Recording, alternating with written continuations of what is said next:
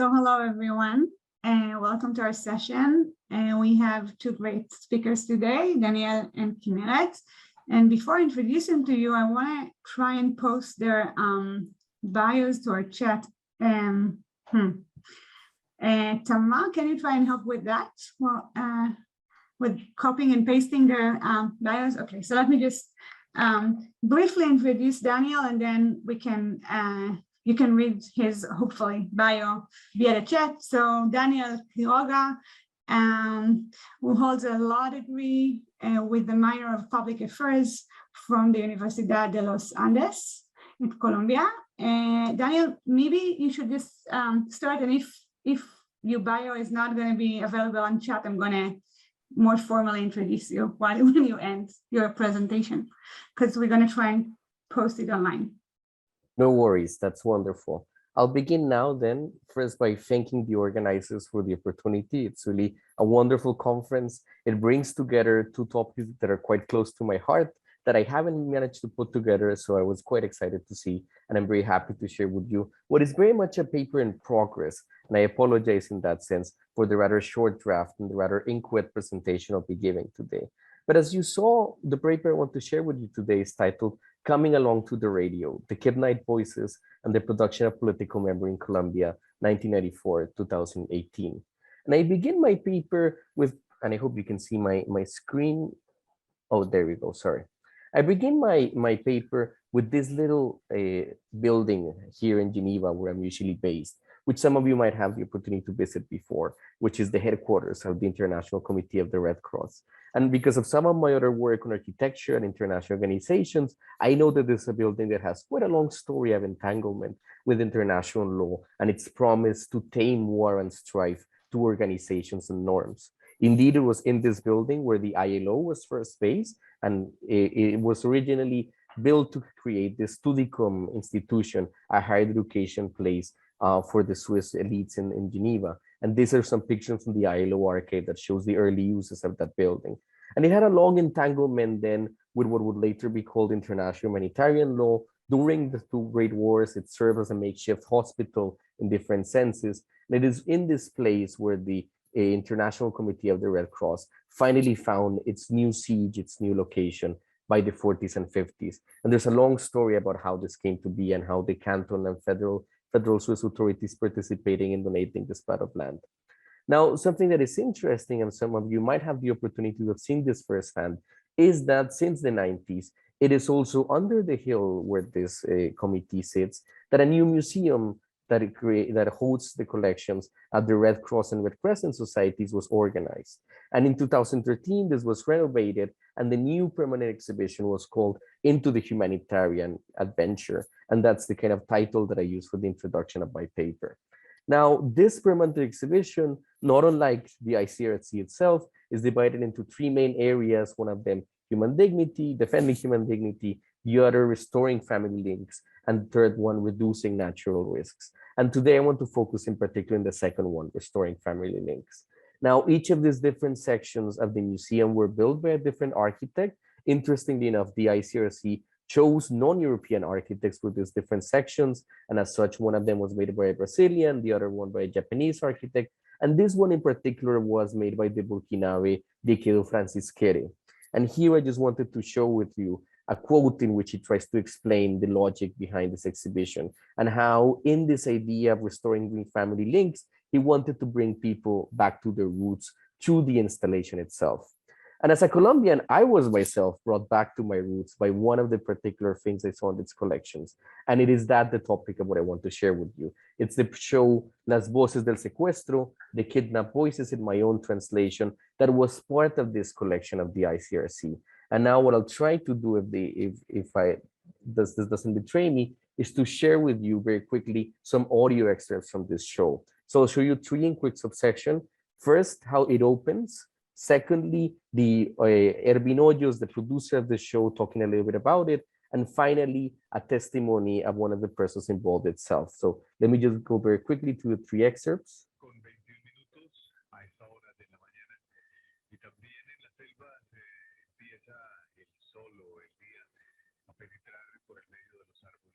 Nosotros desde acá acompañándoles en este nuevo día a través de Caracol So I hope you could hear that well, but that was basically just the general introduction of how this began.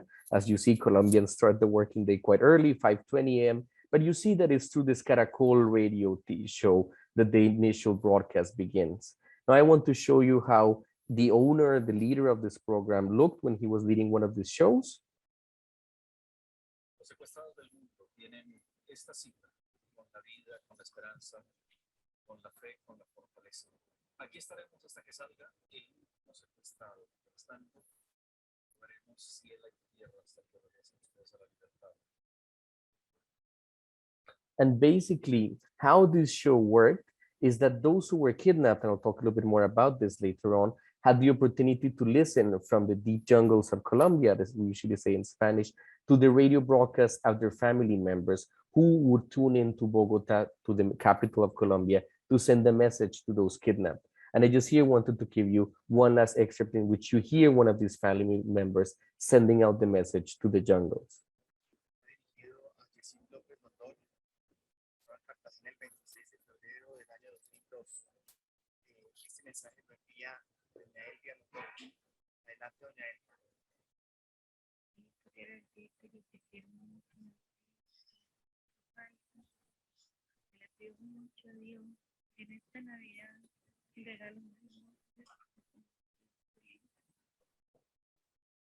Now, for the benefit of time, I'll stop here and go back to my presentation, but I hope that gave you a general sense of the kind of of how this radio program worked actually, and why did I find it particularly interesting. Now, sorry, just trying to put my presentation up again. Now, as I mentioned, I was brought back to my roots, seeing this program as part of the ICRC exhibition. And here you see a layout of this Restoring Family Links sub-collection as part of the museum exhibit. And up here, I don't know if you can see it, but you have this little section called Radio Colombia. That's all that you get from this map.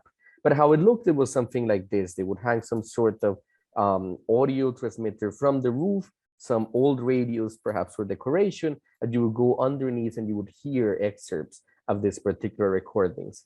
And these are just a couple of my own pictures, and they're not very good. I have to apologize about that, in which you see how this actually was laid out into the museum, how it was accompanied by a small description of hostage taken in Colombia in both French, English, and Spanish, and German. And finally, this little excerpt, Voces del Secuestro, Radio Caracol 420. And for me, this was particularly interesting because it does bring to the forefront of this humanitarian adventure, of this humanitarian imagination, this particular character, Ervin Hoyos, which, as I mentioned, was the person who really created this radio show. Now, Hoyos was kidnapped himself by the FARC-AP guerrilla group that, just to contextualize, was the Moscow Line communist guerrilla that recently demobilized after a protracted peace negotiation with the government. And after his time kidnapping, Ervin Hoyos led this radio show until 2018, in which, at that moment, the government was in the middle of finalizing its peace negotiation. And after much opposition to the government, Ervin Hoyos decided to finish the show then, broadcasting almost 2 decades of Colombia's internal armed conflict. And Hoyos eventually died in 2021 of COVID-19, actually, to the distress of many participants in Colombia. But those who regretted most the death of Ervin Hoyos, interesting for me, were those different figures of the Colombian right and far right.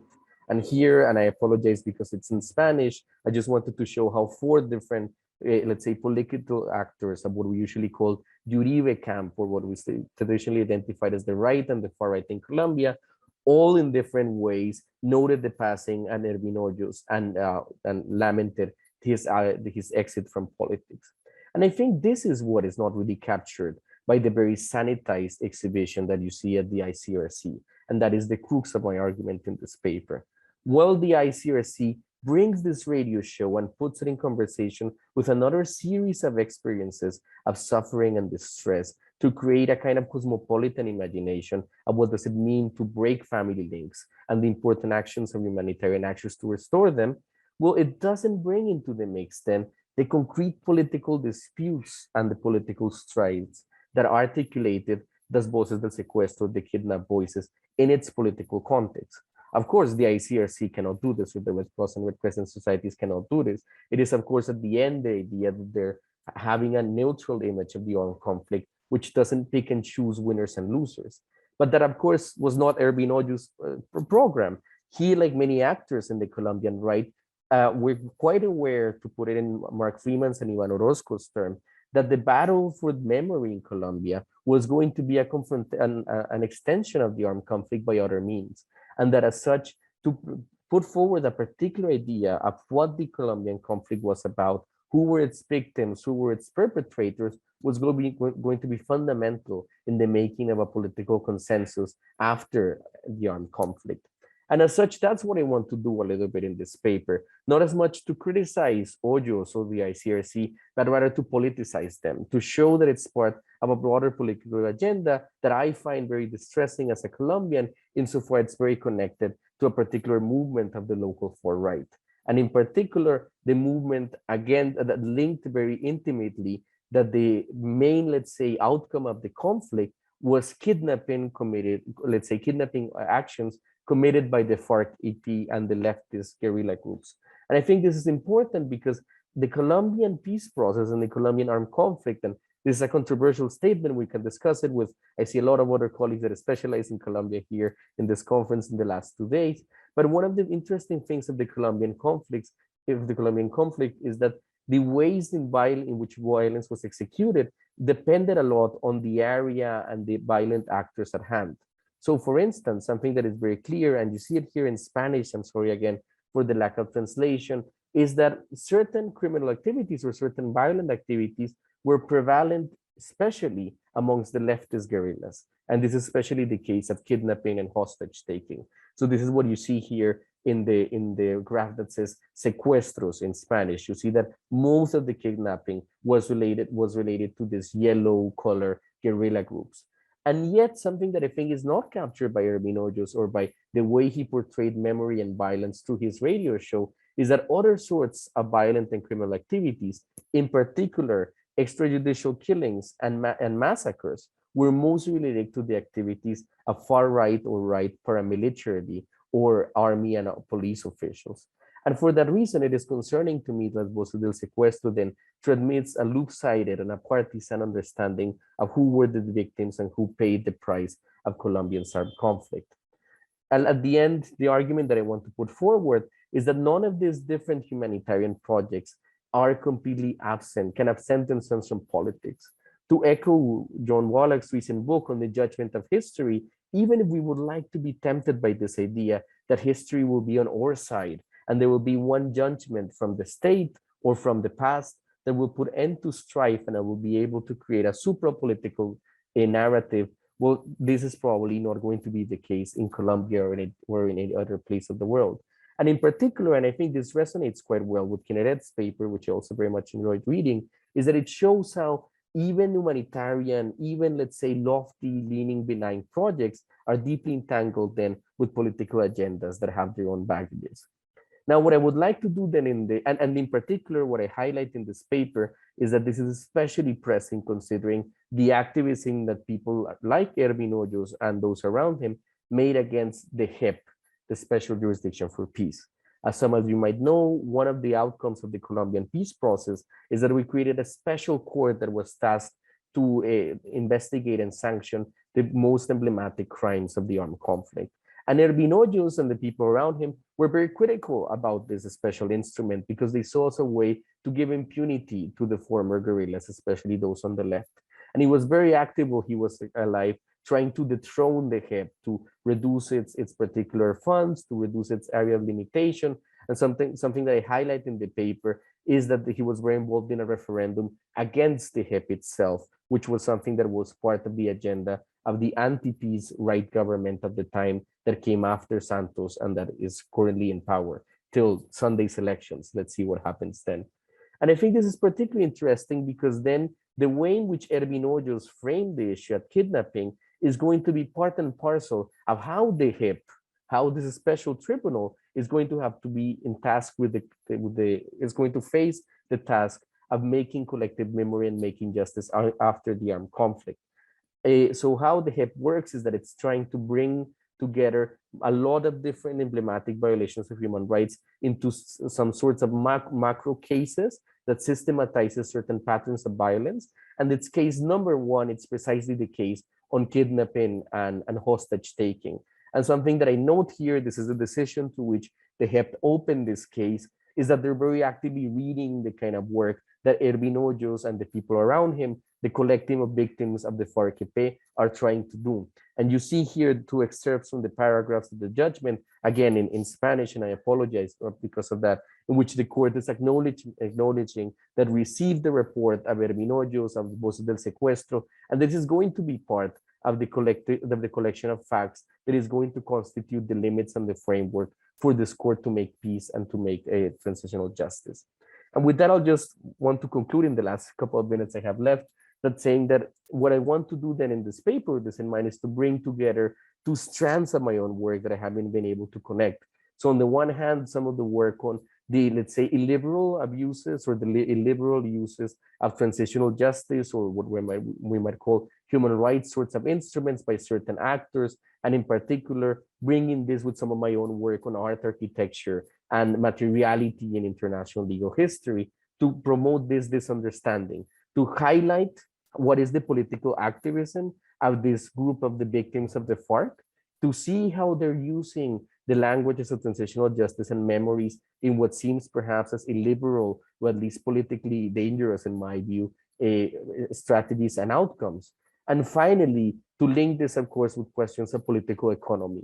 And in this sense, to follow the money and to see how did programs like the Kidnapped Voices manage to get their market share and their structures that allow them to become such an important voice in Colombian politics. And here I follow the important work done, for instance, in domestic Colombian history by Alexander Fatal in guerrilla marketing, or for instance, in international criminal law, Christine Scholes-Patel's wonderful book. I think I'll stop here. I thank you again for your time and your attention. I look forward to the next paper and to the conversation. Wonderful. Thank you, Daniel. I did not mention that the title of our discussion today is The Politics of Materiality. We're a little short on time, but we'll try to have everyone who wants to ask a question talk. And I'll start by making a very minor comment and a question. So the comment is about the tension between these two interesting papers. For me, Daniel's paper is very paper and presentation are very normative in the ways in which they assess the story that they tell, in the sense that Daniel is very, very worried about the possibility of groups that are not liberal using liberal concepts, terms, and ideas. I read Kinneret's paper as more descriptive than normative, in the sense that most of it is just is descriptive. She tells a story without normatively evaluating it about the beliefs and ideas and ideologies of people. The end is a little different. So I wonder how, I'm going to ask each one of you to reflect on the normativity versus being only descriptive about what you see. I have a question for, an additional question for Kinneret, which is about the difference you describe between the left and the center and right in Israel. One possibility is that the only difference between many left-wing individuals in Israel and people who are right-wing individuals in Israel is in terms of how they perceive the choice is available, right? Because the way you frame the question or the statement, one option was, this is very immoral, but there is no other choice, versus this is immoral and we have to stop it now. So one way to frame your findings would be, oh, so interesting. The only difference between the right and the left in Israel, or many people on the left and many people on the right in Israel, is that left-wing people think that there is a choice and right people don't think that there is a choice. But another alternative explanation would be no. Maybe left-wing individuals in Israel, or some left-wing individuals in Israel, think that there is always a choice, in the sense that we can never consider pragmatic, we can never take into account questions of choice or pragmatic questions when it comes to our morality, whereas right-wing individuals think of whether there is a choice and there is not, or there isn't a choice, as something that is important to the decisions they make. And I think that with your findings, it's hard to disentangle the two mechanisms. So is it about left people don't think that there is no choice, or is it about them thinking there is no choice, but we have to do it because choice is not even a question. Here we have to do what is moral. And one last thing I want to say that interestingly, Daniel talks about the politics of voices and memories, whereas Kinneret talks about the politics of pragmatic steps. And for me, this speaks to the way Kinneret describes her participants, or mostly describes her participants, whereas Daniel normatively evaluates their beliefs and behaviors. Okay, so that's my question or comment. And should we ask more questions and then let you both respond? So Liora? Hi, thank you for very interesting papers. Also, I read them beforehand, so I had many thoughts.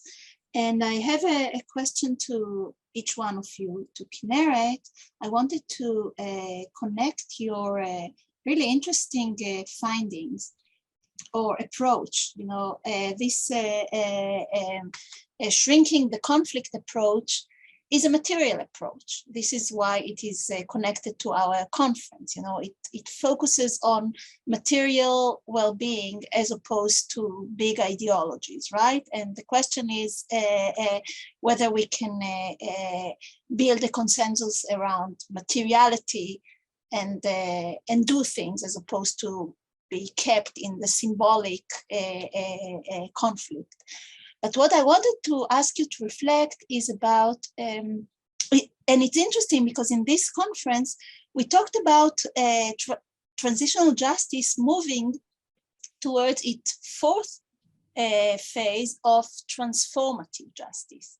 And transformative justice, what we heard from Tamar and others, is about materiality, right?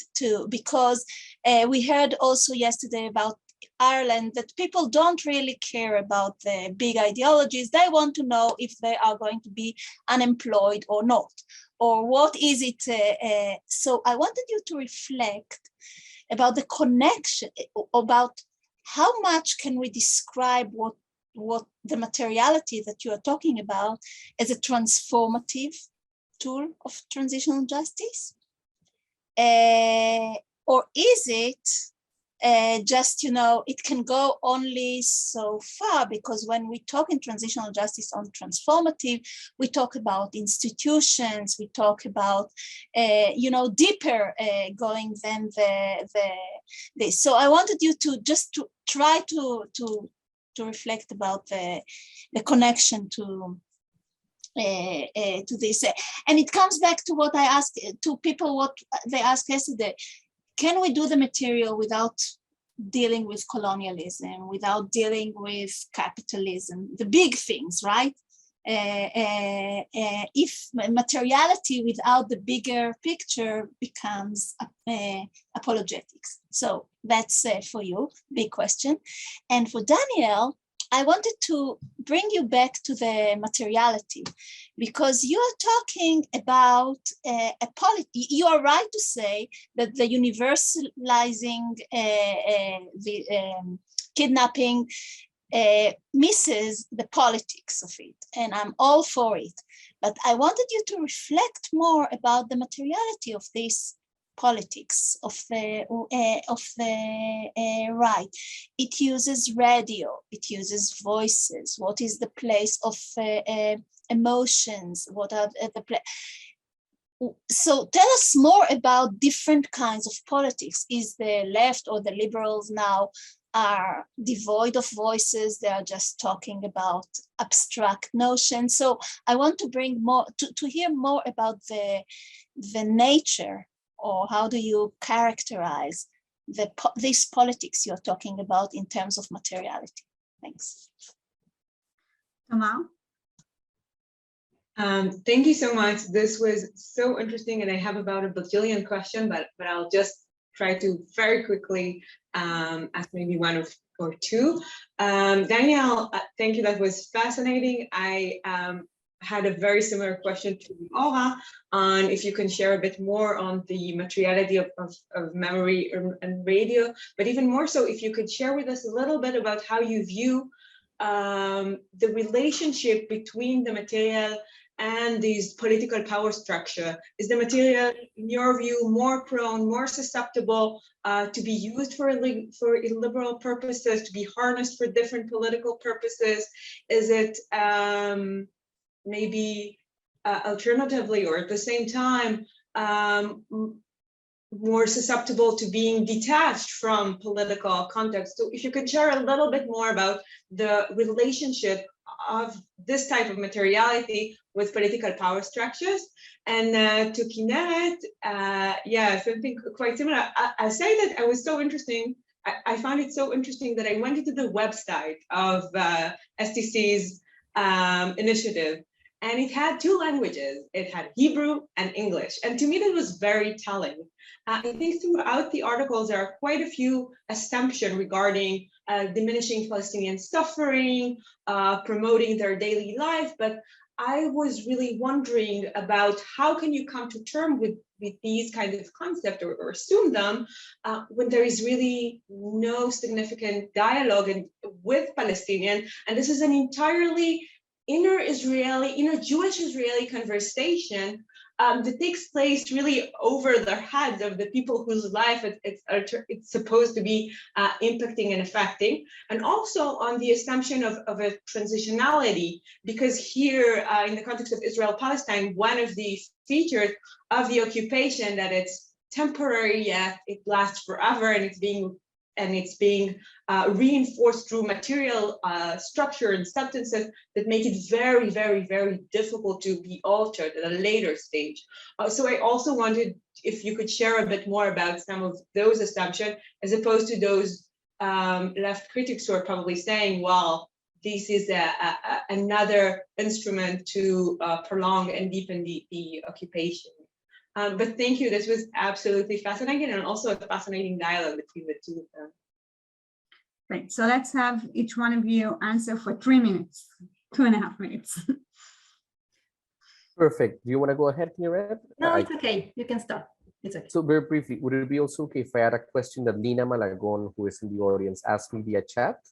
So I'll take your question last, Lina. Just to go very quickly in this 2.5 minutes. No, thank you for the wonderful points. I think that Tamar is absolutely right that my intervention is quite normative, and it is so, I think, for several reasons. On the one hand, because I think I, like many other Colombians, left in 2018 the country partially because of our disappointment with the way the peace process was turning. And this paper and some of the other work I still do in Colombia is part of a way to continue to be part of the conversation, even in diaspora, even abroad, in ways that it feels sometimes very little what you're actually doing compared to your colleagues that are there in the trenches. And that's something that I also wanted to know, that why this paper is in English. I would never dare write things something like this in Spanish. It would be a little bit too dangerous or too polemical for the time being, but it's part of a conversation you can have to other audiences in English in that sense. That said, I do want to try to do this kind of normative argument, because the way I see it, what I'm doing is a commentary on a narrative that is already there. So it is, in a way to challenge the idea that they are doing the descriptive work. No, that's a normative argument too. And this is a comment on that normative argument, which is, of course, normative itself. To Leora and Tamar, I think your point on the materiality of all of this is wonderful. And I struggle with this a little bit in the paper, because, of course, I honestly haven't been to Colombia in almost 2.5 years now, and I left 4 years ago. And that's why I think at the end, I really try to anchor it to the materiality of the museum itself. Because, of course, in Colombia, the idea of the kidnapped voices, people know and people remember this. But for me, what was very shocking is to see it as part of a permanent collection somewhere else, to have it transposed and immortalized in a way. So I don't think this permanent collection video was going anywhere anyway in time soon. And I think you're right that maybe something I should do more on the paper. I mean, at the end, I only could write an introduction, but maybe for the next draft, to really put it more in conversation with the other collections of this sub-collection of the museum.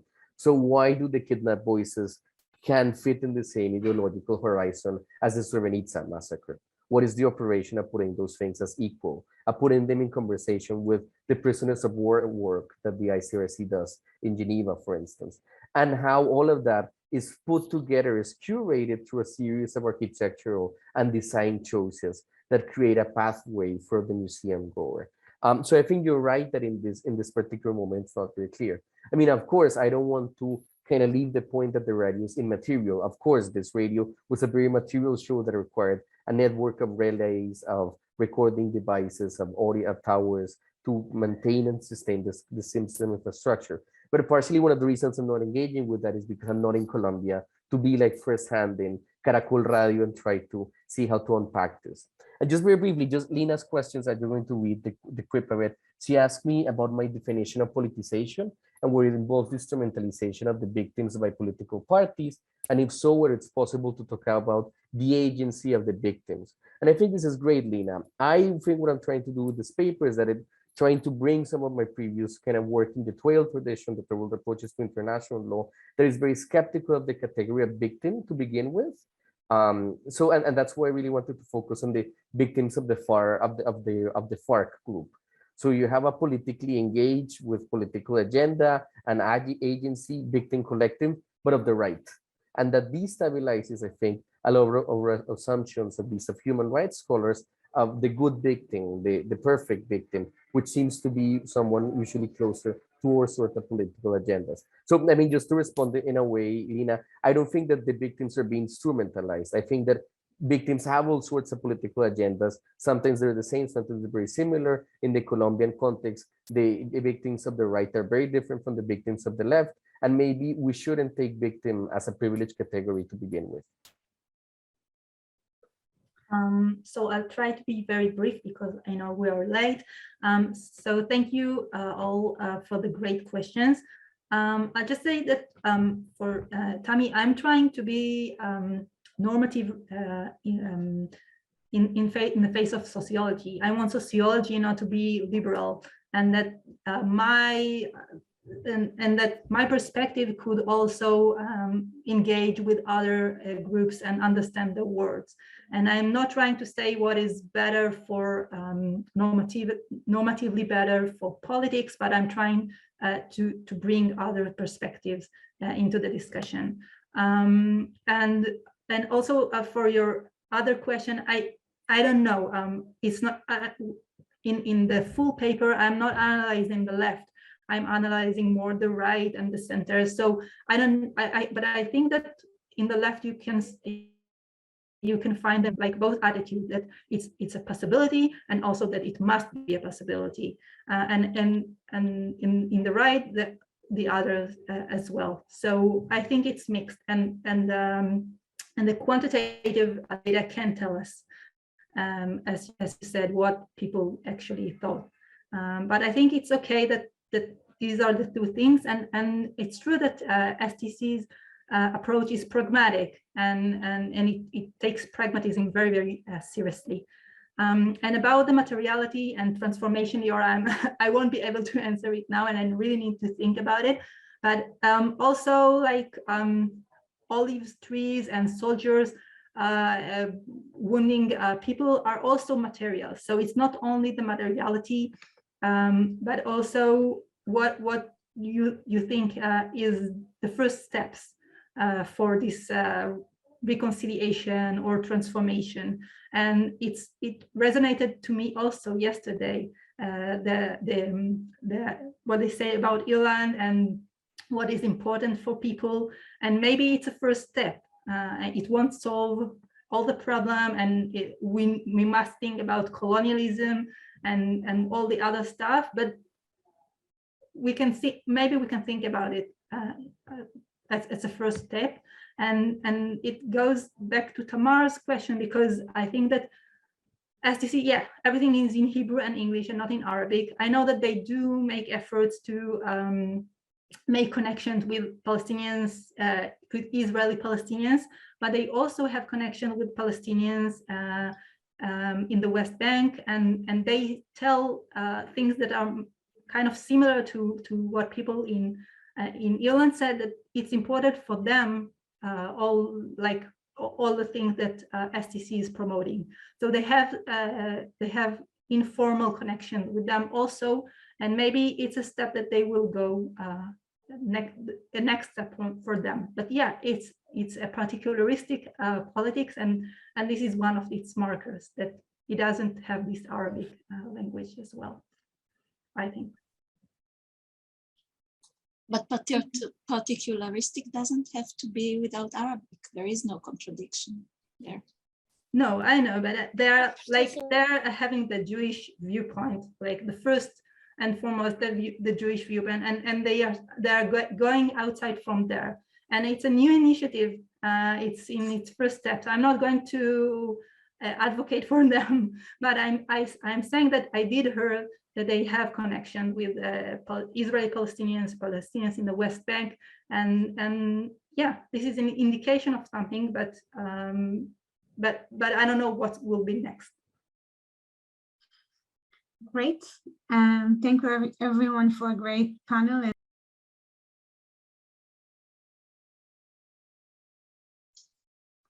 So welcome everybody to our next session. We have a very interesting panel ahead of us. The panel's subject or topic is reparations, victims and refugees. And we have two papers with several authors.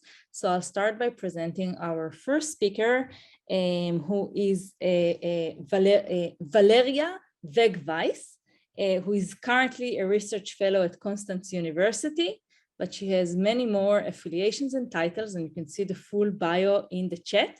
And Valeria will talk about reassessing post-Holocaust accountability process through a victim-driven approach. So Valeria, please go ahead. Thank you very much. 1 second that I am sharing screen.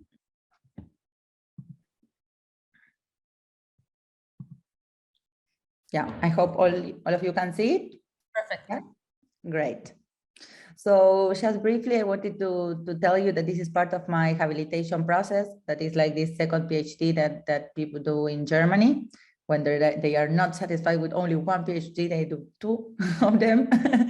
And that when I talk about victims, in this first research, I am only referring to Jewish victims in Germany. Of course, in the Holocaust, there were many other victims, like Sinti and Roma, disabled people, prisoners of war, LGBTQ people. But in this first approach, I will only talk about Jewish people and those living exclusively in Germany that have somehow affected the German transition, just because they were German, because they were living in German, or because they were shaping the transitional justice process in Germany from exile.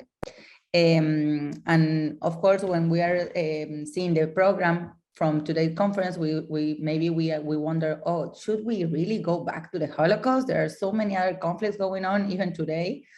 And yeah, it could be that the Holocaust is over-researched in some aspects, but I still think that is a key case study, that there has been 75 years since the Holocaust, which allows us a very long run to go back and explore different aspects with a bunch of historical material and analysis from different disciplines, which made it a very rich case to explore unattended perspectives. And this is the perspective that I want to explore, that is the role of the victims building the transitional justice process. And that's something that maybe we have not seen in most of the Holocaust research that has been mostly top-down.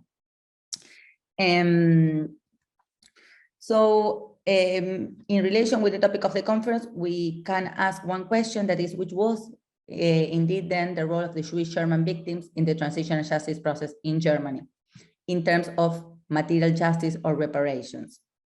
And for this, I will tell you about, I will try to approach 2 different periods. One is transitional justice during Nazi times, 1933 to 1945, and the other one, transitional justice in the long term, in the long aftermath after 1945. Of course, most of the transitional justice scholars understand that transitional justice, as the name refers, happens in the aftermath, after the crimes were committed. But I will invite all of you to also reflect, if it's possible and if it might be beneficial, to think about reparations and the rest of the pillars of transitional justice while the crimes are being committed. For example, in the case of reparations, they are very relevant, even maybe more than in the aftermath, because it's when the people are in the utmost need of receiving aid, in receiving rehabilitation, in receiving even compensation to escape the place where crimes are being committed. So we might be able to think about reparations and material justice even while the crimes are being committed, while violence is ongoing. So during Nazi times, we can then think about the different aspects of reparations, rehabilitation, compensations, and restitutions. And if we think about rehabilitation, we will have to appreciate that unfortunately the Allies and the rest of the power holders did very little in order to provide any physical or mental health or psychological support to the Jewish German victims. However, what I point out in my research is that there were Jewish Germans themselves, the ones that provided self-aid in terms of rehabilitation. So before 1938, that it was like when it was still possible to have associations in Germany and to have some activity in civil society, we had the work of the Reich Association of the Jewish in Germany that provided aid to those that were trying to escape the country. We have the Cultural Society of Jewish Germans and the Cultural Federation of German Jews that were aiding artists and gathering different cultural events to try to raise the spirit of the community that was expelled from most of the mainstream institutions. Inside the ghettos, we see that there was also, in terms of rehabilitation, of self-rehabilitation through the building of orphanage, hospitals, schools, soup kitchens, or smuggling food into the ghetto. And even within the concentration camps, we can see that there were different activities. The most important maybe is, or one of the most important within, we are talking about, remember, only Germans or things that happen within the German borders. We have the Irgun Britzion, that it was a clandestine cultural activities and publication underground association in the Dachau concentration camp that were publishing a newspaper while in the concentration camp. So we can see a different range of activities that can be framed within rehabilitation, within the scope of rehabilitation, and that were organized by the victims themselves when the power holders were not doing much. In terms of compensation, we have this quote of Stiglitz Moises, a Jewish German exilee, that he was saying very early on in 1944 that the reparations, the compensation will depend on the intensity of our efforts. And indeed, it was in 1944, before the war ended, that already the World Jewish Conference was organizing different events in order to try to start thinking how they will achieve compensations to rebuild their life in the aftermath. Well, and in the aftermath, the other period that I am researching, 1945 to today, we will also see that the different efforts in order towards material justice were also from the bottom up. If we think about which was the role of the Allies or West Germany in relation with physical and mental rehabilitation of survivors, there was very little, particularly in the beginning. Most of the survivors were forced to cohabitate with the perpetrators in the displaced camps. There was still a lot of anti-Semitism, accusations that the Jewish people were running the black market. There was no prospect of visas to escape the DP camps. At the level that even the American authorities that were there running the US part of Germany were saying, maybe there is not so much difference between the times of the concentration camps and now. Okay, there are no gas chambers, but the situation of the Jewish survivors is very delicate, and they are being ostracized, they are malnourished, they are not receiving sufficient aid, and anti-Semitism is still running. So instead, again, it was a bottom-up approach, a victim-driven approach, the one that achieved some kind of rehabilitation in this early aftermath. The PSSMs were the ones opening a hospital and a nurse space called Saint Ottilien within the borders of Germany. They created a General Association of Jewish Survivors that was called Central Committee of the Liberated Jews in the US zone of Germany. They were the ones obtaining immigration certificates, trying to organize illegal ships to Palestine, seeking traces of their relatives, self-ensuring different cultural activities, and self-administrating the distribution of aid that they were receiving from abroad. So we can see also here in the images how all these rehabilitations, this intent to build, to try to do something about their mental and physical situation was done again from the bottom up. In terms of compensation, again, was there any Allies or West German spontaneous commitment to provide compensations? No, it was not the case. Indeed, in the Paris Conference on Reparations of 1945, Jewish survivors were not invited to take part, and the West Germany compensation programs were very limited. They were indeed limited to German nationals and immigrants from Germany, from those German exiles that were in the territory that then became Poland, received compensations right away, but this was not the case for the Jewish survivors. Also, the Supplementary Act of Reparations of 1953 was very limited and only targeted those Jewish survivors that had been in a concentration camp for more than a year. They have to prove that they need the money. There was a very bureaucratic system in order to get that aid, while non-Jewish Germans didn't have to go through that. And again, it was a bottom-up effort, the one that conducted to receive actual reparations. It was the Conference on Jewish Material Claims Against Germany of 1951, where survivors and relatives were the ones gathering in order to demand compensations from Germany. If not, we could ask, could they have become part of the so-called forgotten victims? Because Sinti and Roma, prisoners of war, disabled people, all the other victims of the Shoah didn't receive compensations or at all, or receive it very late, because they didn't have this strong organization from the bottom up, and they depended on the spontaneous delivery of compensation from Germany, which was not happening. Here I put this quote that says that indeed, without organizations to help survivors navigate an unfriendly bureaucracy, it was nearly impossible for Romani Germans to know about, complete, and punctually submit reparations paperwork, which limited success in personing an uncontrolled wild growth of reparations legislation. So we can here contrast the situation of the German Jews organized in this conference that were able to obtain reparations with, for example, the Romani Germans, that without this kind of strong organization, they had it, but only in the 1990s, they received very delayed and very little compensation. In terms of restitution, again, also Allies and West Germany didn't provide spontaneous restitutions. Indeed, the restitution laws were very limited, were again restricted to Germans, and even the Germans that had to return things that they got illegally through the Nazi laws were then compensated by the government as victims of compensation. And the efforts of the victims were the ones through individual and collective law cases, particularly in the US, the ones that obtained restitutions from the bottom up. So all of this that I have that I have presented very briefly is what I frame within this concept of ventriloquist memory. That is that the transitional justice process and also the situation while the crimes were committed were run by power holders from the top down, trying to speak on behalf, like a ventriloquist, to speak on behalf of the victims and survivors. The main case we can see, for example, the Bermuda Conference, or all the other examples that I was offering, where the power holders hid the role of the victims, didn't allow them to take part in the different mechanisms of transitional justice, and instead spoke on behalf of them.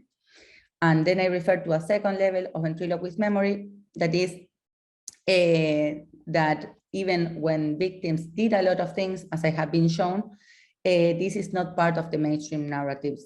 And instead, if we go to the broad literature of the Holocaust in Germany, we will see that, for example, all the reparations were granted by Germany in an outstanding effort that put Germany at the forefront of human rights, when indeed nothing of that would probably have happened without the effort of victims from the bottom up. The main problem with the first aspect of ventriloquist memory is that, of course, if we don't have the victim pushing from the bottom up, we would not have reparations. And indeed, we can see that reparations were late, insufficient, and only happened after decades of struggle. And with the second problem of the second level of ventriloquist memory, the main thing is that Germany, the power holders, the US occupation zone, appear as the main drivers of the transitional justice process. And again, the victims appear as weak, as silenced, as passive. and they remain in this secondary role that doesn't allow them to be framed, to be regarded as equal, in equal terms with the other Germans. And this is something that has been tracked until today. That's why this ends up in what I call the myth of otherness.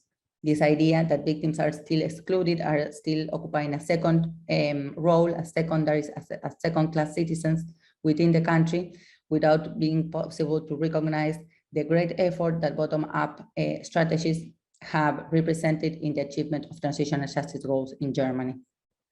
This is all. Thank you very much.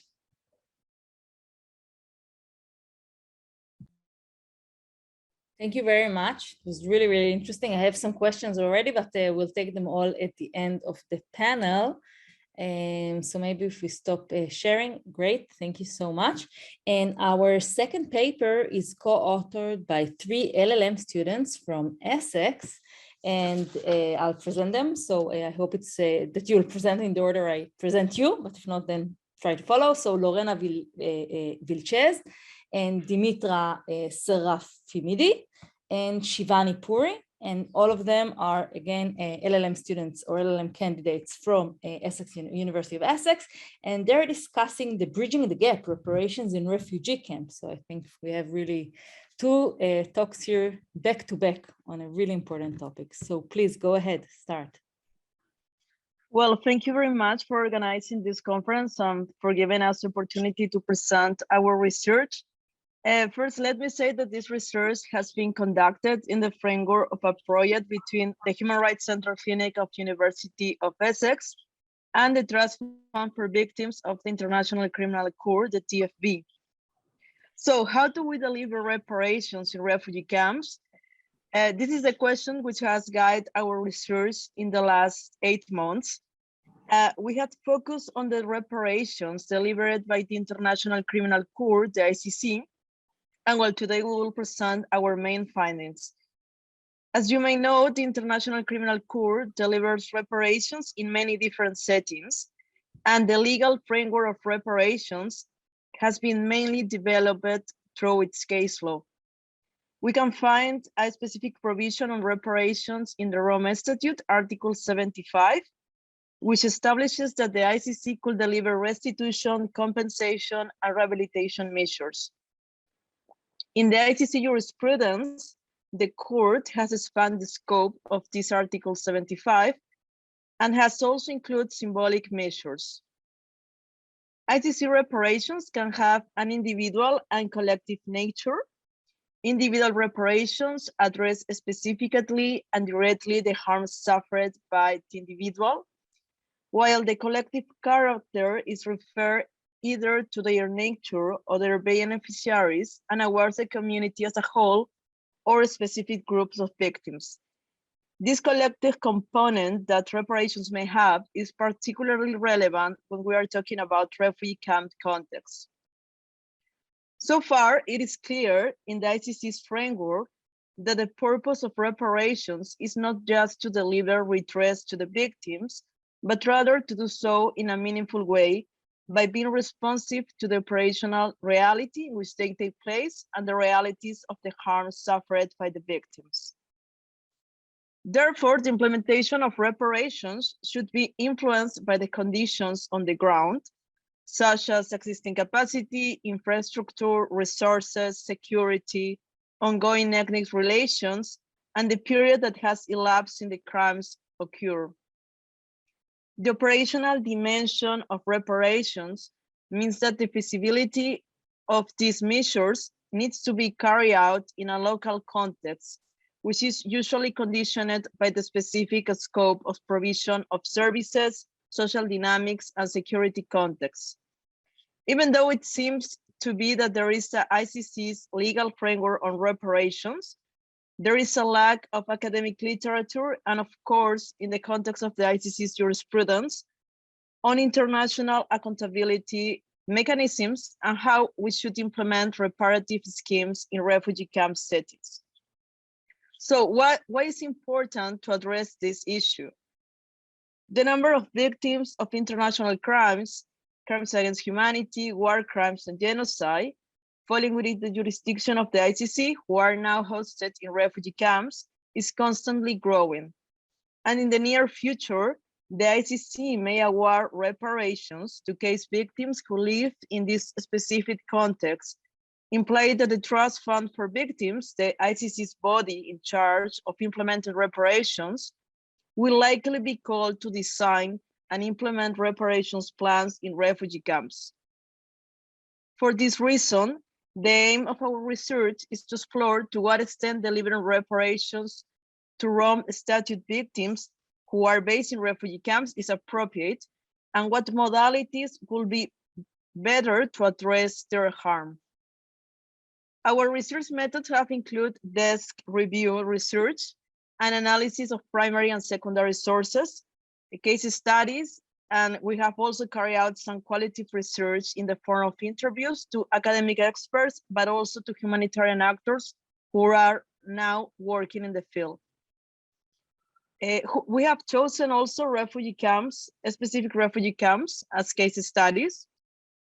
These cases are related to current ICC situations. So we have studied refugee camps in Cox's Bazar in the context of the ICC's Myanmar-Bangladesh situation, refugee camps in East Chad in the context of the Darfur Sudan situation, and refugee camps in Cameroon in the context of the Central African Republic situation. In this presentation, my colleague Shivani will explain what is special about delivering reparations to refugee camps. And my colleague Dimitra will explain which are the modalities of reparations that are suitable and feasible in this context. And at the end, we will present our main recommendations too. So now I will give the floor to Shivani. Thank you. When we began the study, we started looking at what is it about a refugee camp that makes it unique. So refugee camps are established to address emergency situations and provide humanitarian response to people who are being displaced. Because they're looked at as temporary establishments or emergency establishments, the policies that govern them are often created with that mindset. There's a problem here because what happens is that often these situations turn into prolonged refugee situations or protracted refugee situations. The UNHCR defines protracted refugee situations as cases where more than 25,000 people from a country have been in exile for over 5 years. 78% of refugee situations today are protracted situations.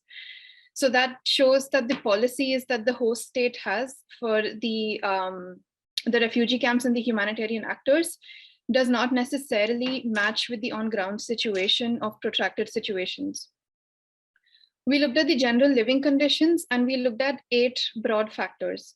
We looked at stability, security, shelter, sanitation, health, nutrition, education, and work, and how these conditions or factors exist in refugee camps.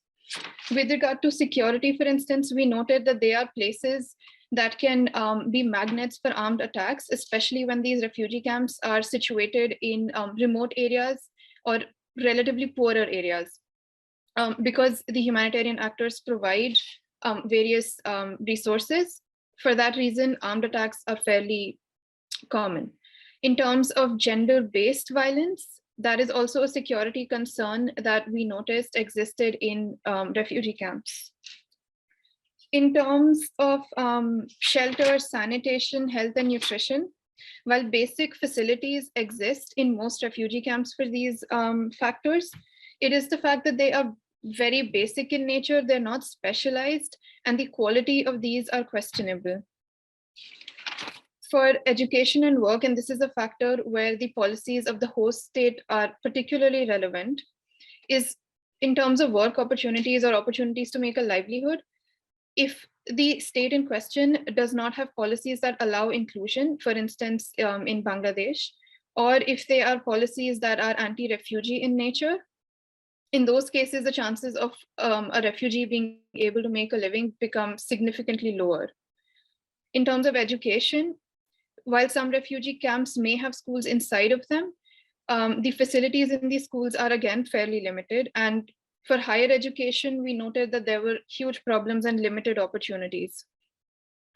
The impact of all of these factors can be, it can impact the victim's mental health, it can impact their physical health, and it can also have a socioeconomic impact. In terms of their mental health impact, the lack of adequate water, food, shelter, the uncertainty of their future, the limited sources of income can result in mental health disorders like PTSD and anxiety, depression. In terms of physical health, malnutrition and communicable diseases such as tuberculosis, measles, and STDs are also commonly observed in refugee camps. When victims are fleeing, there's often a change in gender roles. The men may stay back to fight in a war, or they might become migrant laborers with the women left to provide for the family. So this change in a gender role can have impacts on relationships in the family itself. Lack of privacy in refugee camps impacts adult relationships. By not being able to make an income or have enough sources of income can possibly lead to downskilling. It can lead to, again, familial tensions, and it can, of course, lead to psychological problems among the people. So based on this research and also based on our interviews, we came to the conclusion that merely living in a camp can cause harm to a person, which can be psychological, it can be physical, or it can be economic. This is also informed by the duration that the refugees spend in the camp. The longer, the worse the harm becomes. And of course, they're also informed by the type of conditions that the refugee camp has, the ones that I discussed. For this reason, we propose that when the ICC is delivering reparations, there should be a presumption of compounded harm. Because the people that we're talking about are victims of ICC crimes already, and now they're in refugee camps, this presumption would help the ICC understand the present circumstances of the victims. The ICC in its previous cases has already established presumption of harm. For instance, in the Lubanga case, they said that if a person has been identified as a child soldier or a direct victim, they can presume that there is psychological harm as well as physical harm. Similarly, if a person's an indirect victim, in this case, the relative of a child soldier or people who reside in the same household, then for them, there can also be a presumption of psychological harm. So our proposal is that this concept be expanded to look at refugee situations in that way. This is relevant in two ways. One, in case where the crime in itself is a forcible displacement as a war crime or a crime against humanity, or there is a causal nexus between the ICC crime for which the person's been convicted. In that case, this compounded harm would be relevant in determining the reparations itself. But in the second case, where no such causal nexus exists or it can't be proved, then this presumption of compounded harm should be taken into consideration when the modalities are being discussed. To give an example for the second point, which is a very crude example, but if there's a person who, because of an ICC crime, suffers a fracture, then for an unconnected reason, they're displaced and now they're in refugee camps. If in the refugee camp, because of limited services or just basic level of services, this fracture is not addressed appropriately, by the time the ICC orders its reparations and they're delivered, this fracture would have become much worse and a simple plaster cast would not be enough. So in this case, the modality would have to be maybe a wheelchair, depending on the injury. So in such a case, understanding the present circumstances can give the ICC a better idea about how to appropriately repair the damage. To overcome the challenge of how this compounded harm has affected a person and to what extent, we suggest that the victims should be at the forefront and they should be the ones deciding what would be most beneficial for them. And now Dimitra can talk about the remaining part. Thank you. So this unique situation of refugee camps, as already presented, will necessarily inform the choice of reparations delivered to victims living therein. And it will do so in terms of both suitability and feasibility. The starting point for our assessment is the high or low certainty of victims leaving the refugee camp in the foreseeable future.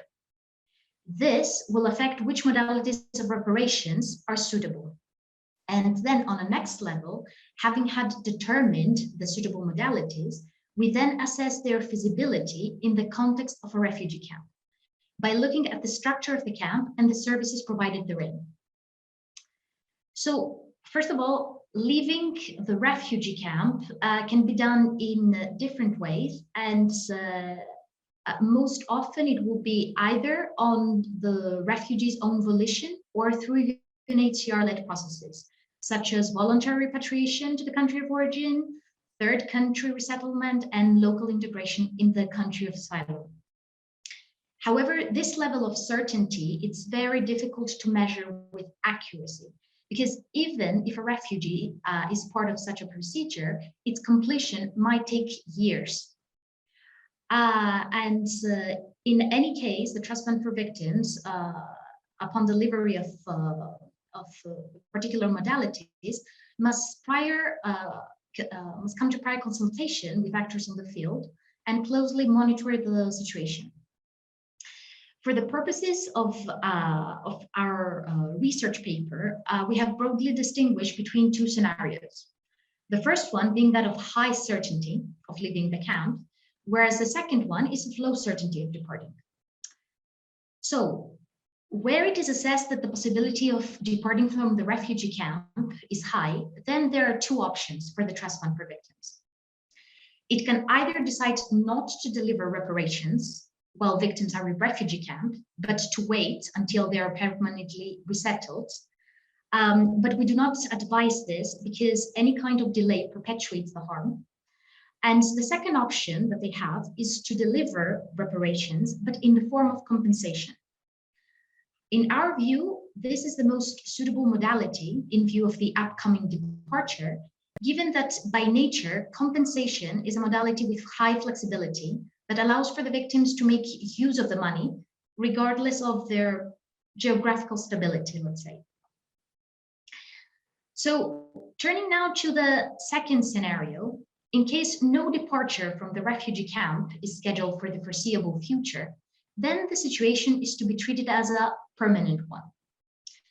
In the Katanga case, for instance, the Trust Fund for Victims, faced with the uncertainty of whether and when victims who had refugee status would be resettled, it decided to include them in the reparations program for the country where they were currently located. Similarly, in this case, all modalities of reparations will be assessed in terms of their suitability and feasibility to be delivered in refugee camps. So these modalities would be restitution, compensation, physical and psychological rehabilitation, education and economic rehabilitation, as well as symbolic measures. For the purposes of the presentation though, and due to time constraints, I will only refer to two of them, namely compensation and economic rehabilitation, in terms of both their suitability and feasibility. So as far as compensation, as far as delivering compensation to refugee camps is concerned, the suitability of this modality will depend on the short or long duration of victims' stay in the refugee camp. More specifically, we assess that the more a victim has stayed in a refugee camp, the higher are the chances that rehabilitative mechanisms have been put in place by humanitarian actors to address sustained harm. So in that case, compensation appears to be the most suitable modality. Also, as already mentioned, compensation is of a highly flexible nature that allows victims to invest the money as they see fit, especially in the context of a refugee camp where the needs are constantly changing. Also, compensation is a viable option of easier reaching people that are in fragile and conflict-affected areas. But the assessment doesn't stop there, because even if it is assessed by the court that compensation is suitable, then it needs to be assessed whether it is feasible to provide compensation in the context of a refugee camp. And this will depend on more technical, let's say, details, such as if victims have access to bank accounts or mobile pay apps. And also, in this regard, security concerns should also be taken into consideration. As far as economic rehabilitation is concerned, given that this is the vehicle through which individuals can become self-reliant, it can be considered an appropriate modality in the context of a refugee camp, where individuals are usually faced with long-term unemployment and prolonged dependency on external aid. In the majority of the refugee camps also, the living conditions are quite dear. So economic rehabilitative measures could contribute significantly to the amelioration of victim situation by allowing them to gain an income and provide for themselves and their families. An efficient way of doing this and linking reparations with sustainable development would be microcredit programs, small livestock programs, or provision of a business kit, like a shoeing machine and cloth making materials, or a farming kit, etc. It should be stressed that livelihoods can be well organized in the camps. So establishing such systems would be of high relevance and of significant help, as it would allow victims to gain skills and experience that they could put in use later, after they have left the refugee camp. But of course, this modality as well needs to be assessed in terms of feasibility as well. And this will depend on the market conditions, the market circumstances on the ground, which will determine the viability of certain business plans, along with the climate conditions as well. And also the legal framework on the host country should also be assessed. For example, it is important to see whether refugees have access to bank accounts, whether they are allowed by law to establish a business, whether they have access to land for farming, etc. So based on this model of suitability and feasibility, we have assessed the rest of the modalities that are available for the court. And I would like to conclude this presentation with some of our key recommendations, which are, the first one is that living in a refugee camp creates harm in multiple manners, including economic, physical, and psychological. And thereby, it indicates a presumption of additional or compounded harm to the one already suffered because of the ICC crime. Secondly, the reparations should be awarded to the victims as soon as possible. So even if they're in refugee camps, because otherwise there is a risk of perpetuating their harm. And last but not least, and this we consider actually the most important thing, is that the decision on the suitability of the modalities of reparation should be led by the victims. And with this, we conclude our presentation, and thank you very much again for having us. Thank you very much. It was a really, really fascinating conversation between the papers and between the three of you. It was very well handled. There are already 3 questions in line, so I'll make my comments very brief. And I have comments that refer to both your papers, okay? So both to Valeria and to Shivani, Lorena, and Dimitra. And they're kind of overarching, because what I felt like, I mean, it's been what, a year since I sat in the Transitional Justice Conference, and I felt like the conversation has changed. And in the way that the framing of transitional justice in both cases didn't strike me as familiar, let me say that, in the sense that Valeria started talking about self-help, and self-help, so we call it rehabilitation, and of course rehabilitation is part of the toolkit of transitional justice, but it begs the question, between whom and whom is the transitional justice here? Self-help of refugees to their own refugees. So I really want to push you on why is transitional justice the right framework for that. So that's maybe specific more to Valeria, but in a way, it's also for your paper, Essex Women, it's also for your paper, because I felt like and here I will add another pillar to my questions, or another layer. In a way, we discuss material justice because both of your papers talked about reparations, about, the materiality. We need money. We need to somehow go back to normal, or go back to life before war or before harm, or somehow compensate on that. But both your papers, in many respects, your project, the Essex project, was very much about that. It's about the materiality of materiality. It's not about whether we need to give money or not, but how do we actually do that? What's the right way of doing it? And in that sense, both papers spoke about the same issue of this bottom-up approach that also brings a different perspective for me to transitional justice, because you really put the victims in a very agent place, in a very active place. Now, of course, transitional justice is all about the victims, but in many respects, it's about passive victims. How do we help the victims? And here both your papers are about what can victims do to help themselves. What are the voices that what do victims speak when they speak about helping themselves? So I think both your papers challenge transitional justice, both in the sense of, do we care even who harmed them? Do we care even who is the perpetrator? Or all we're dealing with is, okay, now you're defined as victims, let's see how we help you. And so that's one framing. The second one is really putting the victims in a really strong position, in a really, I would say, like the downside of that, it's their responsibility in a way. They need to say what they need. They need to fight for it. They need to, again, each of your papers gave a different take on that.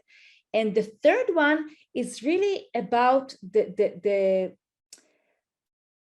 bureaucracy of how do you get help, the bureaucracy of how do you, achieve the goal of material justice.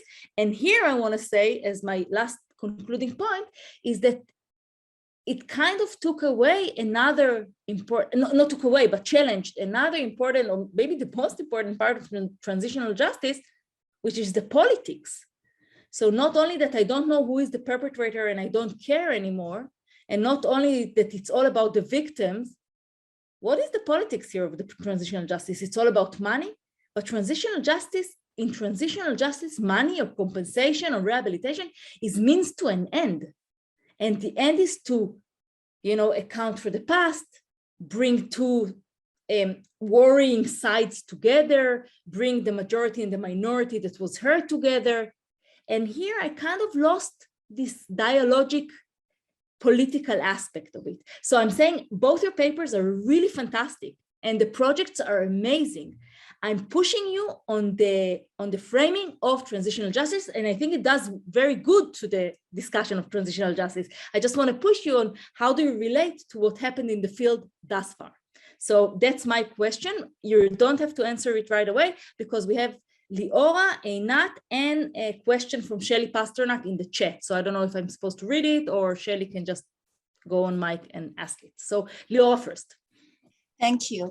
I join Renama with congratulating on really interesting two papers, and I wanted to bring the conversation closer together of the two papers because it seems that there is an acoustic wall between Holocaust studies and humanitarian law, and it is very, very apparent in this panel, because part of what Valeria was talking about is the DP camps, which are refugee camps and what happened there, or what were the demands and so forth.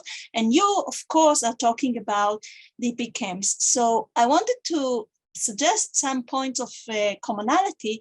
So for example, the Jewish victims and organizations were adamant at criticizing international law of restitution that demanded that first you go back to the state of origin and only then you would get compensation, reparation, restitution, whatever.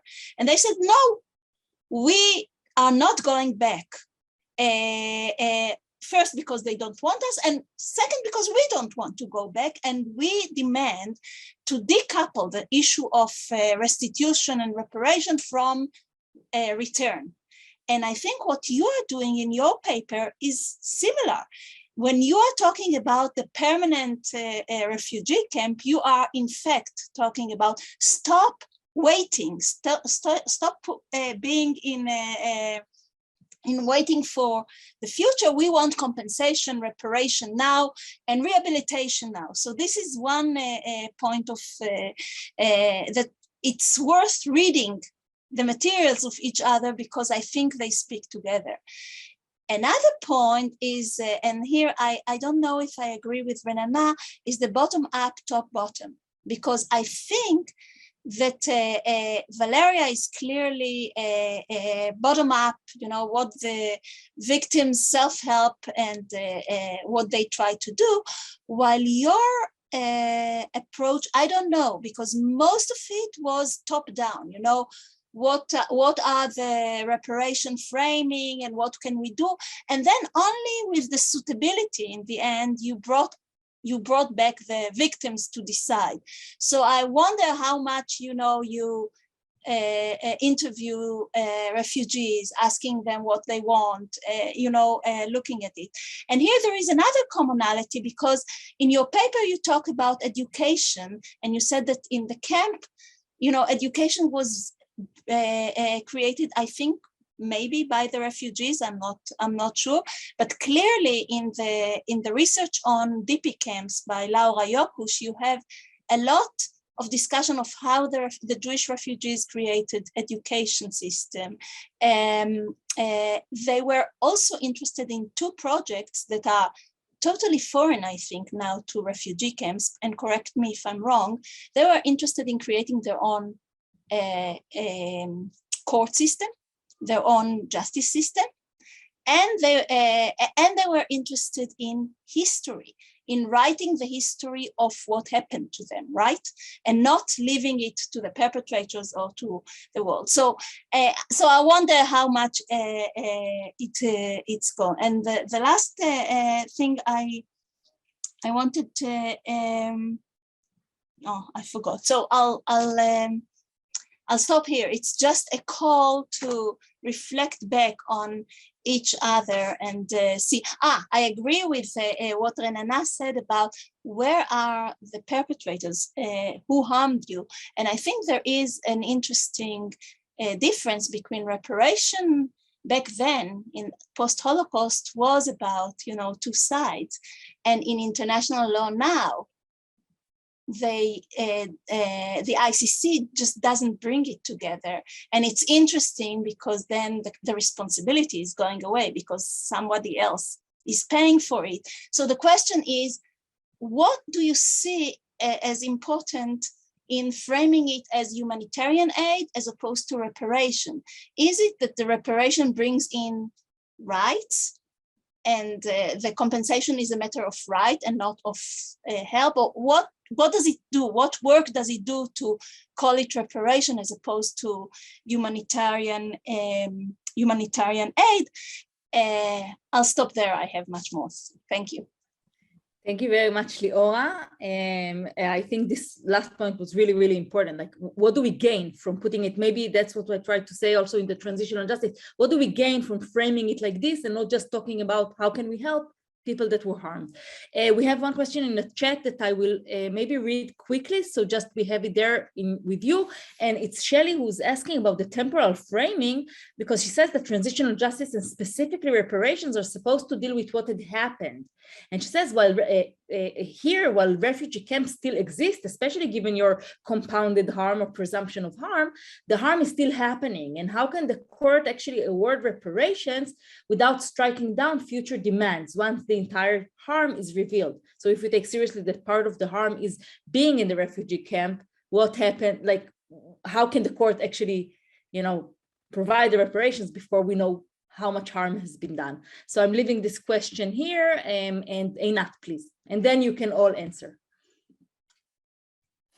Thank you. So first of all, I'm sorry. I tried to connect with my cell phone because I had a problem with my computer. Thanks. I joined the thank yous. It was really interesting to papers. I want to ask a short question, and I'm wondering whether, again, this is a new turn in regards to transitional justice, and this is related to the psychological aspects of the victims, which you both mentioned. And TJ traditionally addresses psychological harms through recognition of the harm, preservation of memories, forgiveness, voicing the stories of the victims.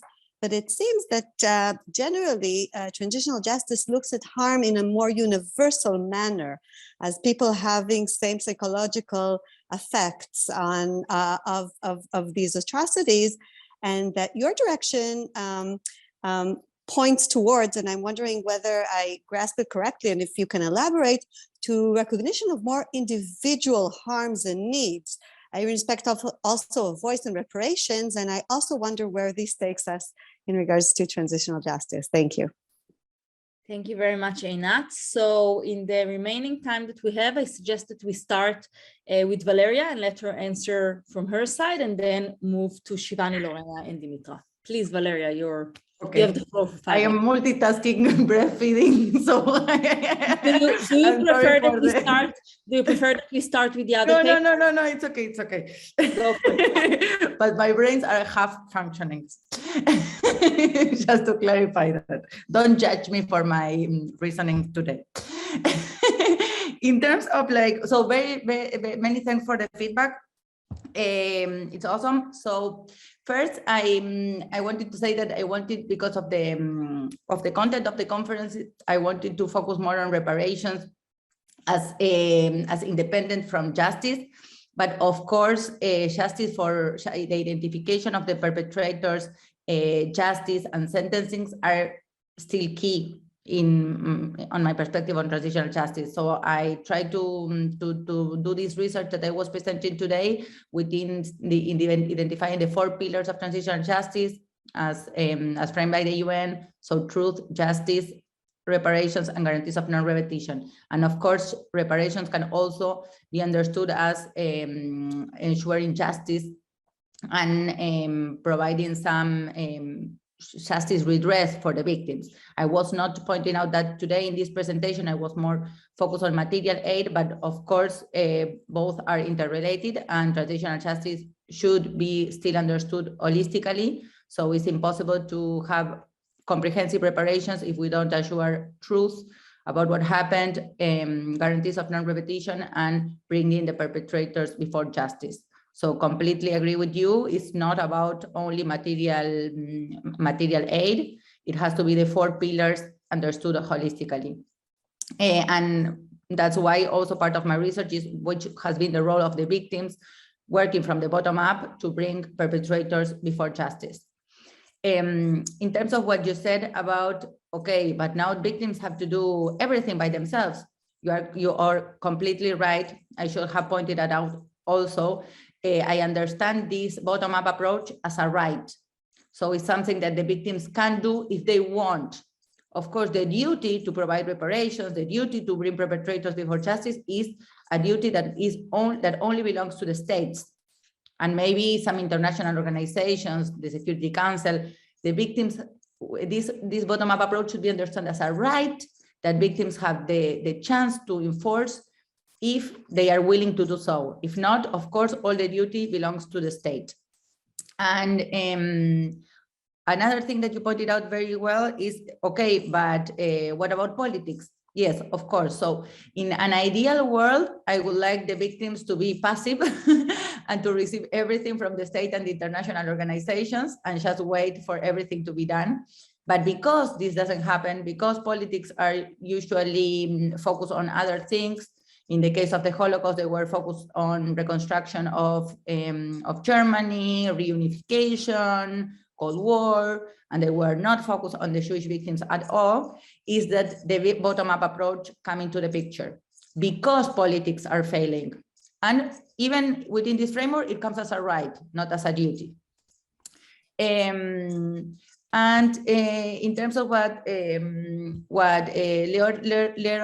was saying in terms of the difference between reparations and development aid, I wanted to come with another example that is not about the Holocaust, but that is very important to show the difference. That is the current case of Namibia before Germany, where there is a huge discussion in terms of these terms, because the communities, the indigenous communities, the Herero and Nama in Namibia, they want this money to be framed as reparation, because that will acknowledge that there were human rights violations and that this is exactly what is being paid in order to try to repair at some kind of level what has been done. And instead, the German government wants to phrase it as development aid, because that will say, okay, we didn't do anything, or we did it, but it was not framed as human rights violations. We were under other understanding of what is civilization and what were the nations that were entitled to human rights. And now we are just helping a country that has very bad levels of social equality. So indeed, the difference is very strong, is very important. And in this case, it would allow to really make Germany face that what happened in Namibia were human rights violation, and this is not something that they are giving freely and because they are a super good nation, but because they have to pay for what they have done. Thank you very much, Valeria. Yes, please, whoever wants to start. Yeah, I can begin. They're all very interesting questions and insights. So when we were looking at reparations, we were largely limited by the ICC framework for reparations. And that is compared to, I think, the reparations we discussed in the transitional justice mechanism is a very narrow prism. So on the issue of addressing harm, while yes, the harm is probably continuing while they're in the refugee camp, but the problem is that unless the person has not been convicted of a specific crime, unfortunately, it doesn't matter. It can't be addressed because the Rome Statute doesn't have the space to address the continuing harm. And it is what it is, unfortunately. However, by suggesting that it is taken into consideration in determining the harm in the first case when the crime of forcible displacement is considered, or in the modalities when no causal link is there, it is a way to suggest that some aspect of that harm is recognized. By the time the trust fund reaches the ground for delivering reparations, decades have passed. So the Central African Republic situation that we are looking at, that's from 2002. I think the Darfur Sudan situation is also from the early 2000s. So it's already been 20 years and we don't know when the people are actually going to get the reparations. And so in that sense, it is the framework that limits it. That is what we realized. And then if Dimitra and Lore want to talk about any of the other things that were discussed. Thank you for the very interesting questions. I'll be addressing the point made by Leroa. And it was about the appearing to have a top-down, if I'm not mistaken, a top-down approach to how reparations are delivered.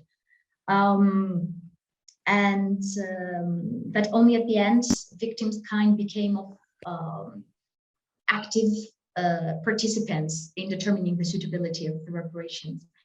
Well, in the context of our research paper, we tried to, first of all our paper, as Shivani said, it's informed by the International Criminal Court's framework on reparations. So at the outset, one of the principles that guides the reparations framework is that they are victim-centered, meaning that the design and implementation of reparations should always be the result of meaningful consultation with the victims, since the latter are the best placed to account for their particular needs. So this principle informs our whole research, and the whole design and implementation and delivery of reparations. But what we tried to do specifically is, because we're talking about a unique situation, a specific context, which is the context of refugee camp. So we tried to see how this particular context affects the suitability. Mm-hmm. So specifically this. So that's how my beat came, like it's top down. But in truth, it's like just we zeroed in specifically, because also reparations are informed by the general operational reality in which victims live, and from the infrastructure, resources, security. So yes, and also to note that the interviews that we conducted for the interview was mainly with humanitarian actors on the field and not with refugees, because at this stage the research paper is provides, let's say, the theoretical basis and guidance for the trust fund for victims, which will then, when the actual situation occurs, it's then upon them to consult with the victims and take into account the specific harm that they have suffered and their particular needs. Thank you very much, Dimitra. Lorena, 1 minute. Okay, I will address it quickly. Okay, well, thank you very much for the questions. I think they will help us to continue reflecting on this issue.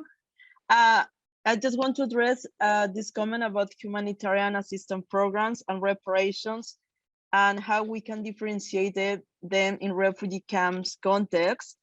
So we part of the premise that humanitarian assistance programs as SIGs, whereas reparations carry a reparative value. And we found that humanitarian assistance aims to meet humanitarian needs. And in some cases, what we found on the ground is that they can lead to reduce agency and increase dependency on refugees. On the other side, reparations aim to restore the ownership of their lives. They have a transformative value, they empower victims, and they of course require a deeper understanding of the harm caused and the subsequent consequences.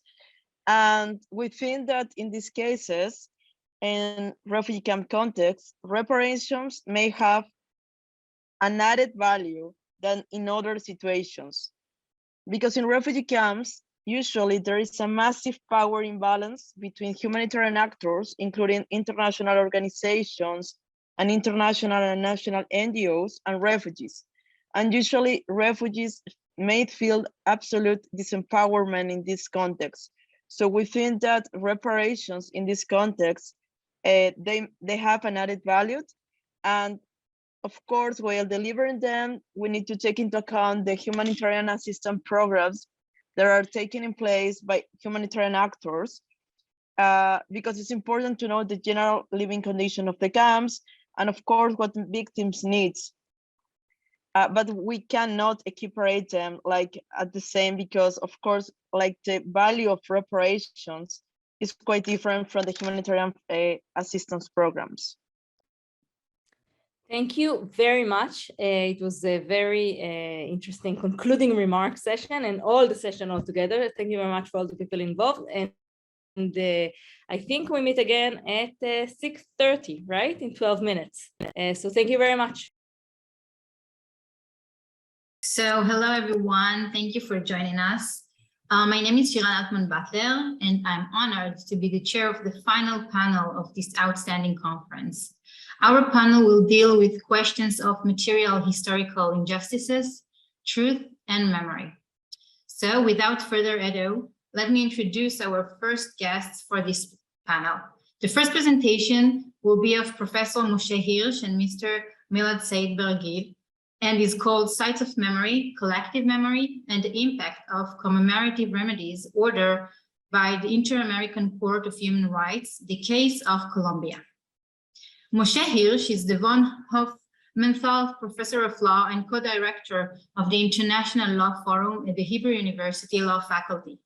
A significant part of his publications involve theoretical and interdisciplinary research that draw inter alia on sociological literature, social cognitive studies, and international relation theory. Milad Said Bargil is the John H. Jackson Moot Court Scholar at Georgetown University Law Center. He graduated from the Javeriana University Faculty of Law in Bogota, where he served as a teaching assistant and as an instructor at the Legal Aid Clinic. He was an intern at the Constitutional Court of Colombia and currently serves as a counselor at the Superintendents of Companies in Bogota. Moshe and Milad, the floor is all yours. Thank you, Sharon. So let me share screen. Good evening, everyone. Moshe and I are grateful for the organizers of this conference for inviting us to present our recent paper. Today, I'll first explain our methodology and show you the locations we visited and the results. Once I finish, Moshe will continue with the explanation of the findings, and he will then end the presentation with some conclusions. International tribunals, in their judgment, most of the times order monetary remedies, but sometimes they usually, sometimes they also order commemorative remedies like plaques and monuments. And they tend to have different approaches towards these kind of measures. The European Court of Human Rights has had a reluctant attitude towards ordering plaques and monuments. In contrast, the Inter-American Court of Human Rights has a completely different position. It is the most active tribunal in this sphere. It has ordered the installation of plaques, monuments, the establishing of museums, and educational centers in honor of the victims. And it has done it with two objectives. The first one is to preserve the memory of these events to avoid its repetition. And the second one is to provide an emotional relief for the families of the victims. To assess whether these objectives have been achieved, we picked three cases: the Rochela Massacre case, the 19 Merchants case, and the Valle Jaramillo case, where the court ordered 3 plaques and 1 monument in 4 cities in Colombia: Bogotá, San Gil, Bucaramanga, and Medellin. The reason why we have 4 locations is because in the Rochela Massacre case, the court ordered that the state had to install 2 plaques, 1 in Bogotá and 1 in San Gil. In the 4 locations very close to the plaque or monument, we carried out 168 interviews. Also, we did a mass media survey where we reviewed the articles that referred to these events and that were published between 2018 and 2019 in 5 major mediums of communication. And to evaluate if the second objective has been accomplished, we had 17 interviews with the relatives of the victims. And here it is important to make a distinction between 2 concepts: collective memory and collected memory. Collective memory is focused on the memory of the group. It involves the integration of several individual memories into a single common past. And to assess the level of collective memory, we did the mass media survey. On the other hand, collected memory is centered on the individual, because ultimately only individuals remember. And to measure the level of collected memory, we conducted the 168 interviews in the 4 locations. And the first location we visited is the Palo Quemao Courthouse in Bogotá, where there is a plaque that commemorates the Rochela Massacre. This is the most important court complex in the country after the Supreme Court, since the most famous criminal trials take place there. Therefore, it is visited by many people every day, mainly members of the legal profession. Nevertheless, the level of memory we had in Palo Quemao was very low. After Palo Quemao, we went to San Gil, where there is also a plaque that commemorates the Rochela Massacre. But unlike Palo Quemao, this courthouse is not crowded at all, and the level of memory was very high. Besides, since it is a small town, several interviewees knew or worked with the victims.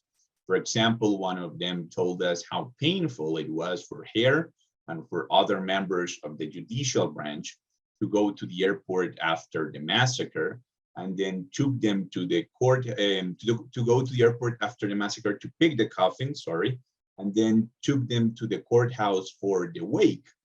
So all the circumstances made the interviews in San Gil very, very significant. Then we went to Bucaramanga, where the experience was the exact opposite. In Bucaramanga, there is a monument that commemorates the 19 Merchants Massacre. It is the biggest commemorative massacre of this study. It is more than 5 meters tall. It's in a very busy place called the Children's Park. However, Bucaramanga is the place where we had the lowest level of memory. Actually, I was there for the anniversary of the massacre, and there was not a single event or ceremony organized by the local community to commemorate the victims.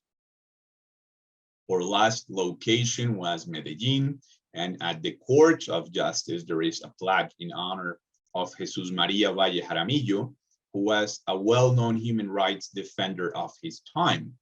Actually, he was so recognized in his field that the Inter-American Court stated in its judgment that the death of a human rights defender of the caliber of Jesus Maria Valle Jaramillo can have an intimidating effect on other human rights defenders.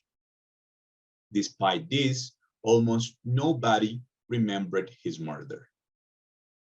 So what did we find?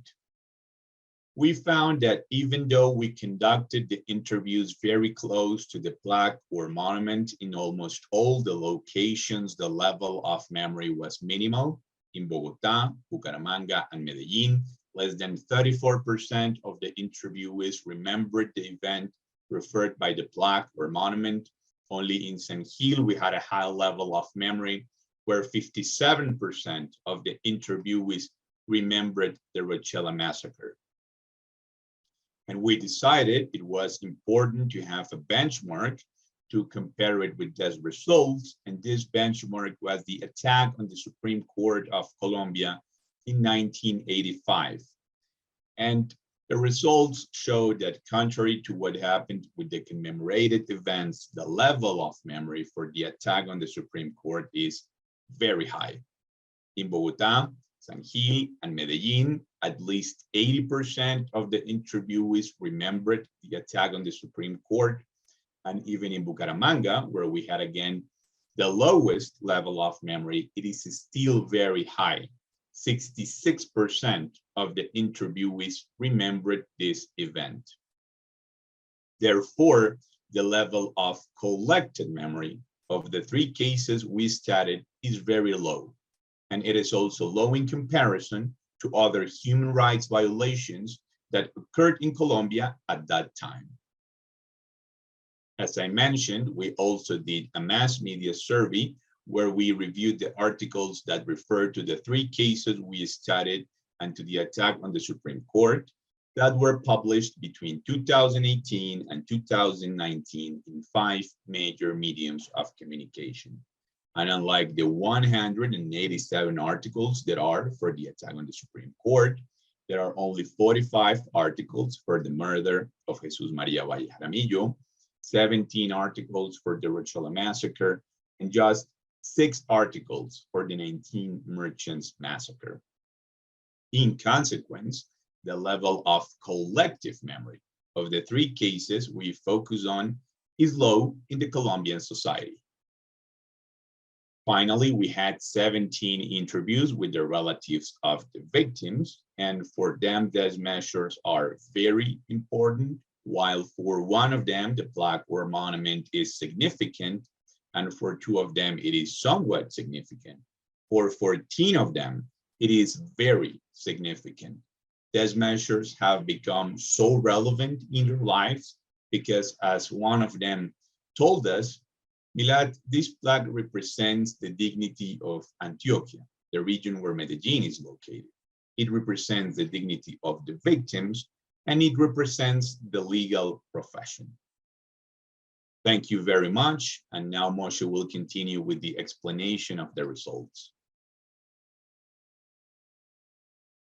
Moshe, your microphone. Yes, yes. Thank you very much, Milad. Just a second, please.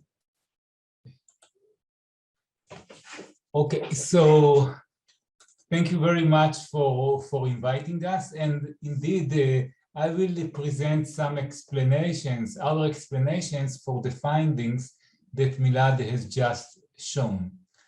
So one of the prominent findings, it is that these objects of memory ordered by the Inter-American Courts of Human Rights, actually they have quite limited impact on the memory of people living in Colombia, with one exception of San Gil.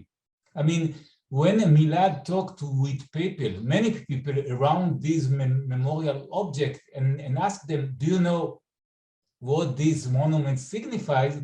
Most of them, they didn't know anything.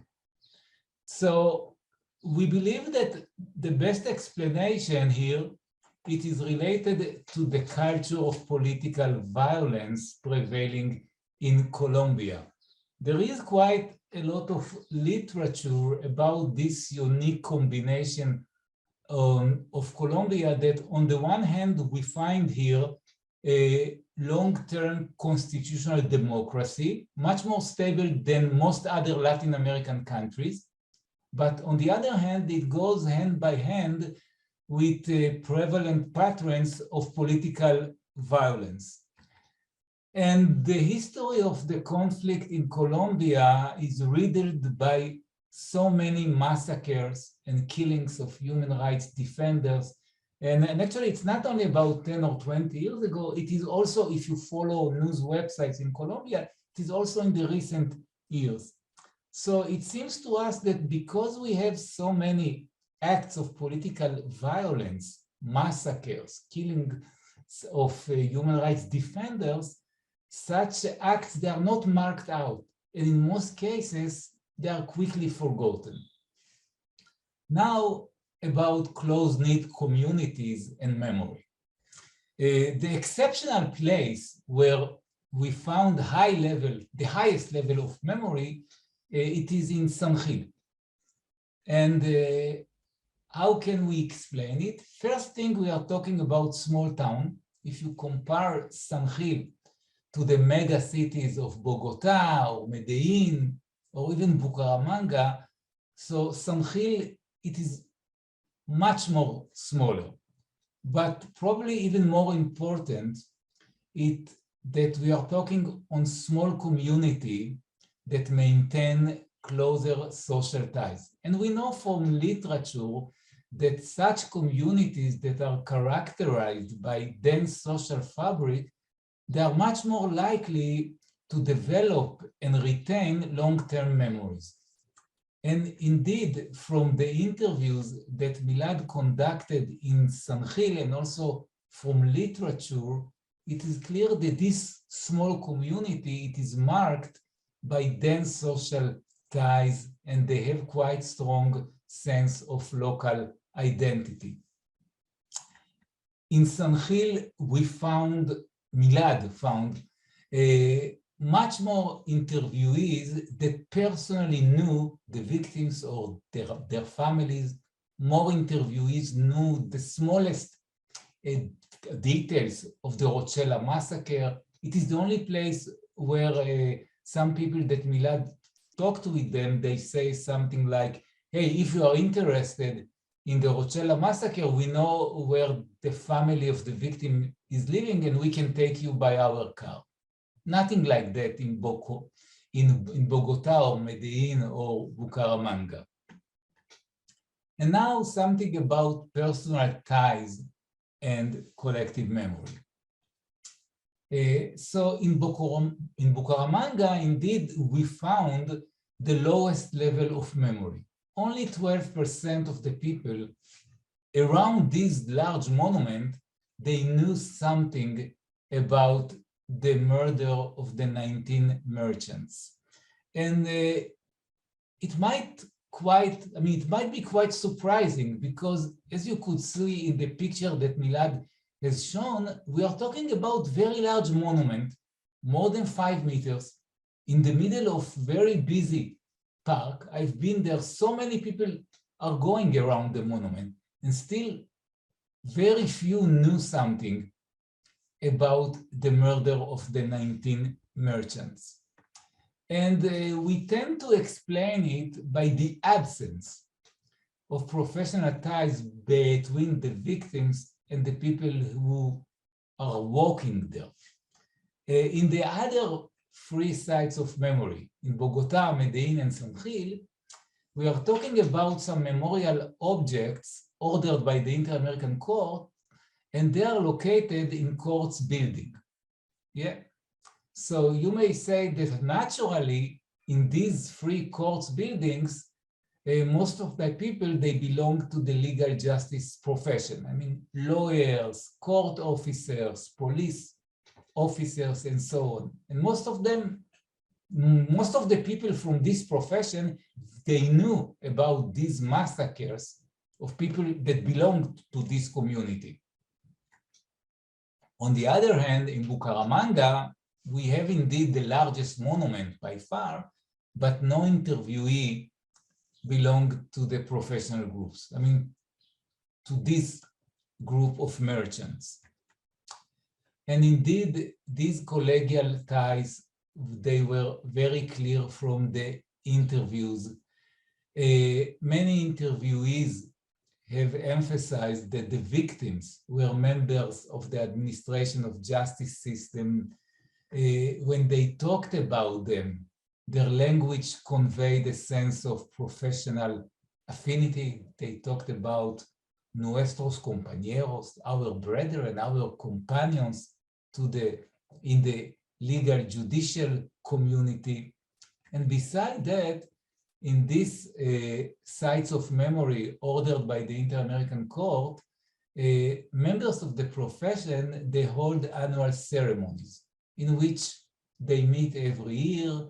And it seems that these rituals, annual rituals, they tend to reinforce their collective identity as a threatened group. And now about the families.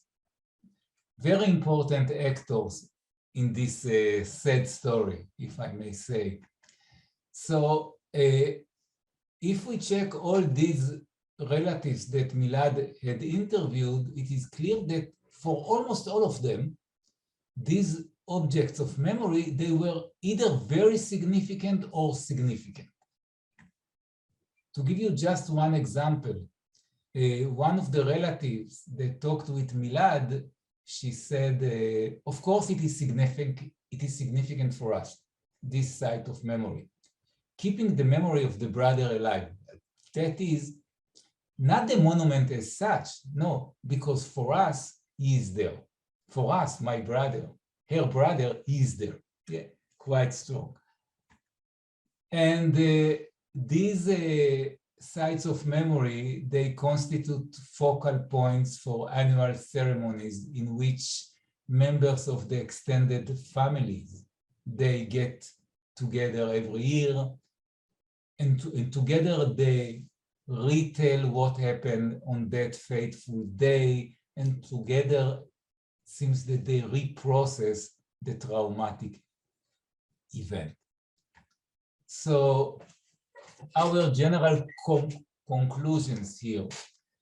First thing, if we check the issue of collective memory or the memory of the people around these sites of memory, we see that the influence of these sites of memory, it is quite limited, not significant.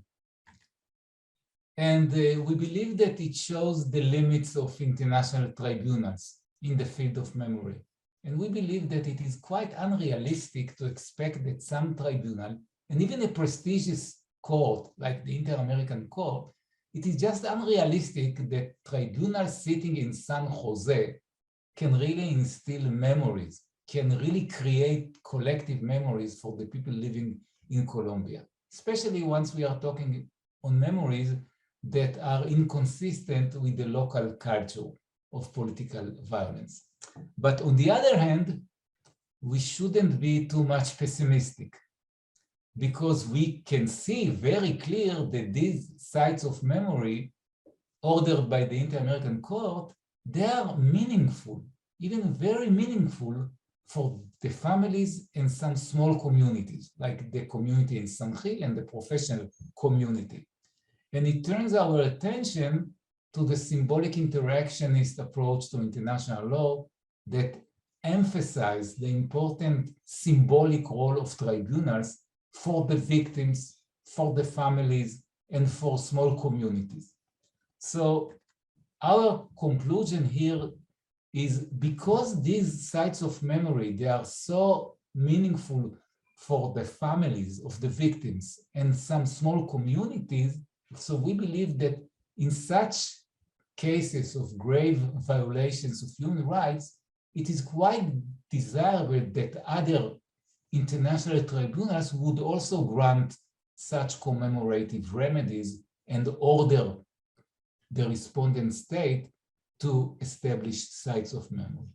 Thank you very much. Okay, thank you very much, Moshe and Milad, for this enlightening presentation and paper. And now we move on to our next guest, Ms. Selene Kazan, and her research titled Reparation and Truth for Historical Abuses, a Reality for Canada's Colonial Present. Selene is a PhD candidate and research associate of the Graduate School of Political Cohesion at the Technical University of Dortmund, Germany. Currently, she is conducting her field research in Canada and is a visiting researcher at the Faculty of Law at the University of Toronto. The floor is now yours, Selene. Thank you. Let me share my PowerPoint. Can everybody see that?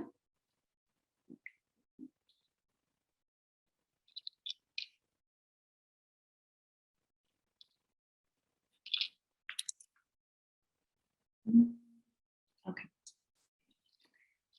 So my paper, as was already introduced, deals with the reparations and truth for historical abuses, which is, that's my question, a reality for Canada's colonial present.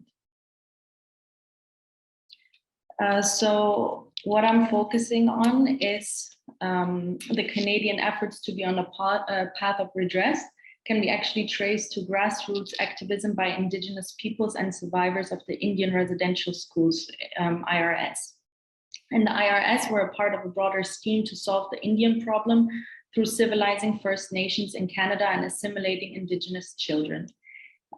This system was running from the 1880s well into the 1990s, and the IRS were boarding schools jointly organized and operated by various churches. At these boarding schools, children were forced to dismiss their heritage and culture and were forbidden to speak their own languages. Severe punishment and isolation were used when children were breaking strict rules, and many students also recall violent, emotional, psychological, physical, and sexual abuses that occurred in the schools.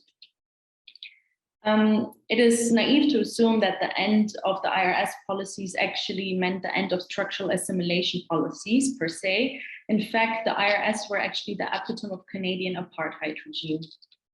And many residential school survivors or second or third generation school survivors are still feeling the intergenerational trauma that is the result of the IRS regime.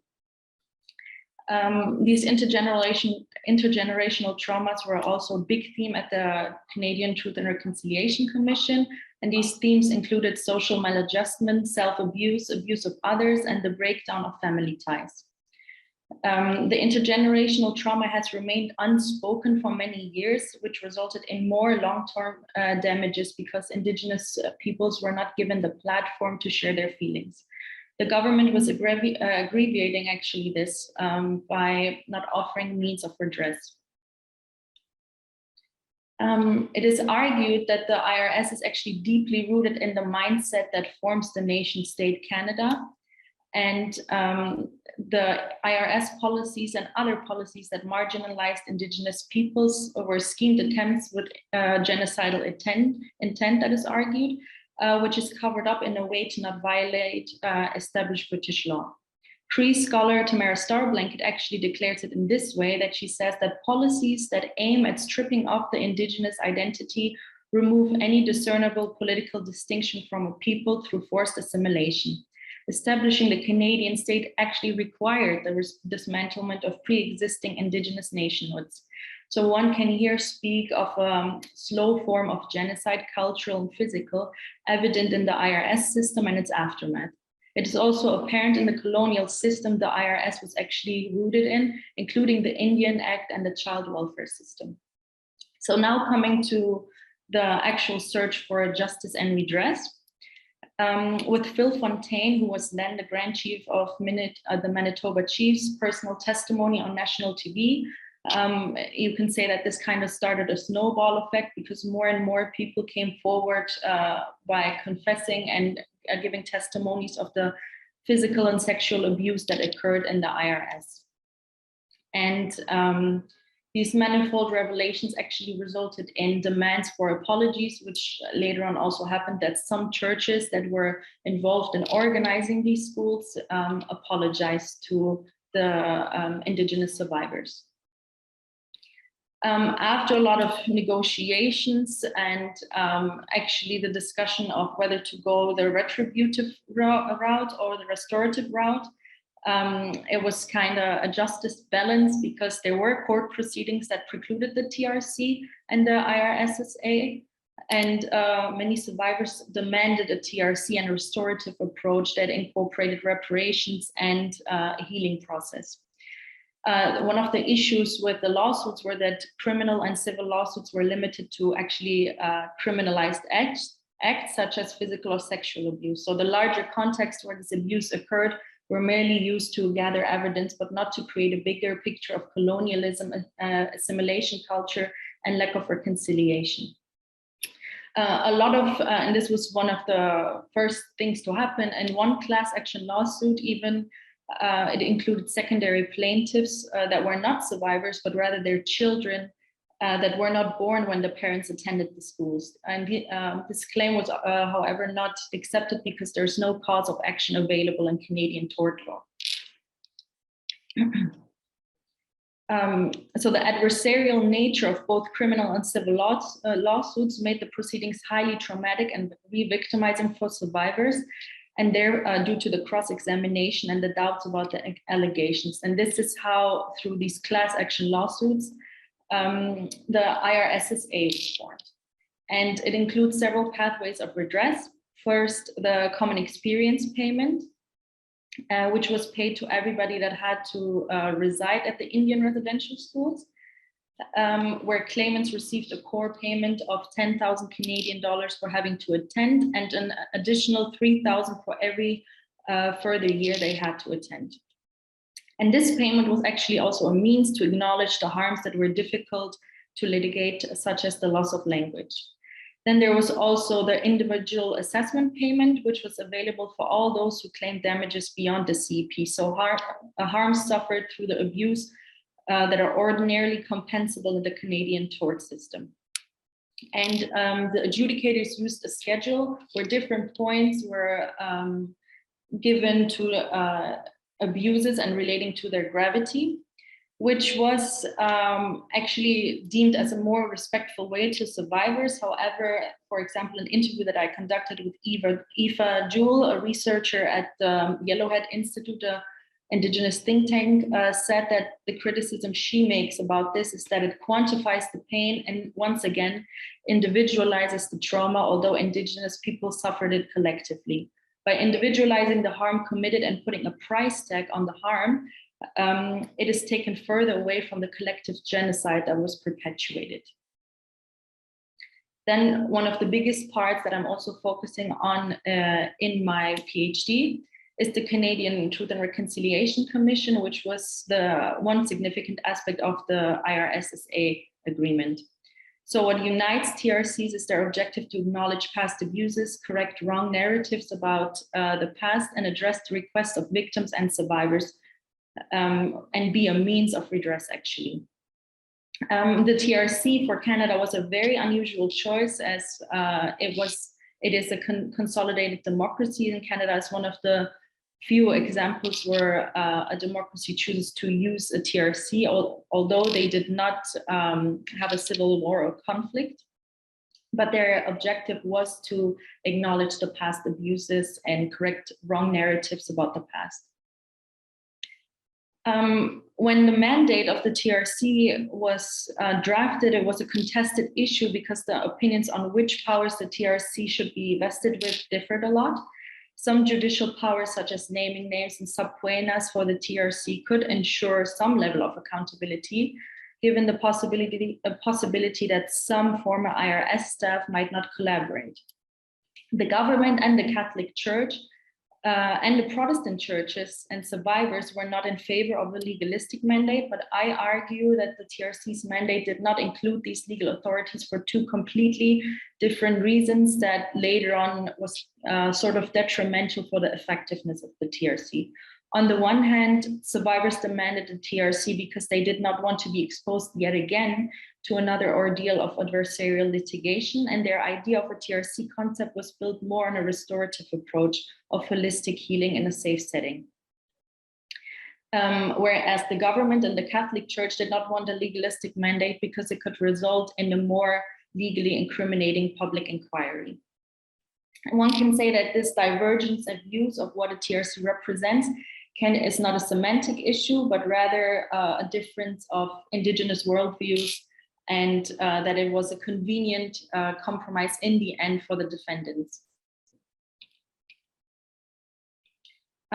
This is also a reoccurring theme with the TRC, that it was legal positivism and indigenous knowledge that were kind of contradictory in a sense, because it was argued that the disclosure of IRS knowledge should follow an indigenous legal process to represent indigenous way of relationship building and decision making, to follow the nation-to-nation concept between indigenous nationhood and Canada. And by focusing on victims, they would reverse the basic pedagogy of the IRS, which took away agency of indigenous people and their children. Coming to the aftermath of the TRC and its calls to action. One second. So it has been 7 years after the publication of the TRC's final report, and it included their recommendations, the so-called 94 calls to action. As was mentioned in the TRC's mandate, it is a vital part of the TRC's work to make recommendations to continue, but also arguably start the reconciliation process. Factually, the TRC just laid the groundwork by disclosing the truth and educating the general public. But the actual progress of reconciliation can only be possible through meaningful action on the part of non-Indigenous people and work completed after the TRC. So now there are some tracking websites and organizations that track the implementation progress of the recommendations. And this is done so to break the pattern of over-enthusiasm and promised allyship at the beginning of social activism. And when one looks at the 94 calls to action, one can see that through the sharing process that took place at the TRC, several issues were raised that did not only limit themselves to the IRS chapter like the IRSSA did. It made recommendations on child welfare, education, justice, health, language, and culture, and other reconciliatory issues that are vital to indigenous people. Now, after 7 years, as mentioned before, so far 11 calls to action have been implemented. But when you look at which calls to action have been implemented, one can see that there's a very important detail to look at. For example, the first 5 calls to action that addressed child welfare were meticulously worded and placed in the beginning to address the legacy of Canadian violence that continues in the child welfare system. Preventing future generations from ending up in the same adverse system of was of higher priority for Indigenous communities, and arguably the real litmus test of accountability for reconciliation.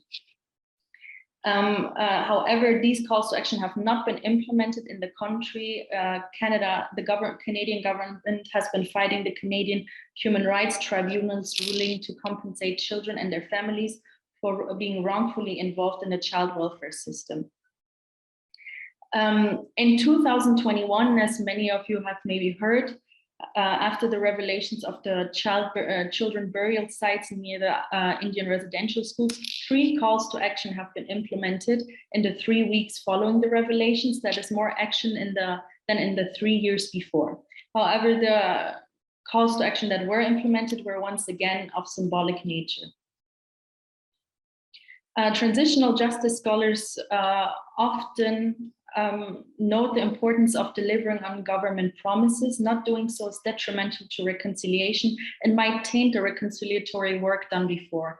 It was clear from the outset that the Canadian reconciliatory path, including the IRSSA and TRC, would not be followed by a transformation of power relations as, for example, post-apartheid South Africa. Indeed, in situations in which the perpetrators are the ones that were in power when the human rights violations occurred, when the redress took place, and are in power afterwards, reconciliatory efforts are of a symbolic undertaking, and reparations payments could get the connotation of hush money. But the mere existence of the 94 calls to action and its various demands in several areas shows that the reconciliatory efforts should not end with the TRC, but more so they still have a long way to go.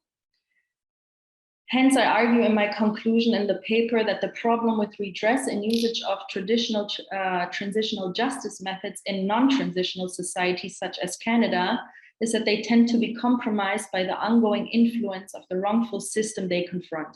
Apologies, reparations, TRCs, and other means lose their authenticity and can only solidify the status quo if the regime remains in a settler colonial state. However, I think it is not impossible to conduct meaningful change that could result in a transition 2.0. For this dilemma to be solved, as many scholars argue, states that want to deliver so-called historical justice need to avoid the preoccupation with discrete past harms, isolated incidents, and singular bad people and deeds, such as framing the Indian residential school as the only wrong that has happened. There's no corrupt artificial past and a now human rights abiding present. On the contrary, by construing it this way, it legitimizes the undue social order and releases the current general public from any sort of continued sense of responsibility. What is important is that the calls to action should be implemented, and focusing on individualized harm comes at the expense of a systemic focus on sovereignty and land dispossessions. What Indigenous people stress more often is that they want the denunciation of colonial doctrines, further Indigenous self-government, and the enactment of the United Nations Declaration on the Rights of Indigenous People. Conclusively, one can say judging the success of the IRSSA and TRC is a complex undertaking. It was, on the one hand, the most significant settlement agreement where Indigenous peoples and the wrongs committed against them are being acknowledged, honored, and compensated. And this agreement also gave survivors the agency to choose their own method of redress in the form of the TRC. Now, after some years have passed and more information about the IRS come to the forefront and still existing systemically oppressive structures Indigenous people live and exist, it is hard to speak of a reconciled Canada. And in only implementing symbolic recommendations of the TRC, Canada is actually helping its own image more so than the Indigenous people. Thank you so much.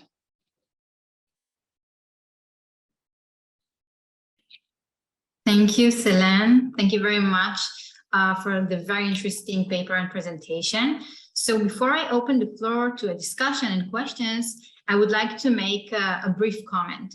These two articles both shed light, each from its own perspectives, on different transitional justice tools through which the law has been struggling to deal with past injustices. In the case of Colombia, subject to authoritarian rule, the judicially ordered memorial sites are at the center of the research. In the case of Canada, a democratic regime, reparation and a unique form of Truth and Reconciliation Commission stand at the core of investigation. While reading these two enlightening papers, I kept thinking about the inevitable clash between the fundamental will of the victims or of the secondary victims, namely the victims' relatives and even the small-scale communities, as Moshe and Milad put it, to achieve first and foremost recognition from the establishment with respect to the past injustice which they had suffered, including writing history and truth-seeking in this respect. And on the other hand, the interest of the establishment not to incriminate itself. Indeed, such an official acknowledgement of the injustices committed has material as well as non-material consequences at different levels, and potentially in relation to other social groups, usually other minorities. That is why achieving any formal recognition from the establishment is a gradual process, which usually takes decades, and why sometimes this recognition is not forthcoming. Put differently, underlying most of the transitional justice tools is the basic necessity of the victims to be believed, to be recognized as victims of an injustice committed against them. Whether we are talking about a memorial site, a plaque in the middle of a central park, or about the Truth and Reconciliation Commission, the most profound desire of the victim is that the perpetrator admit his misdeeds and apologize.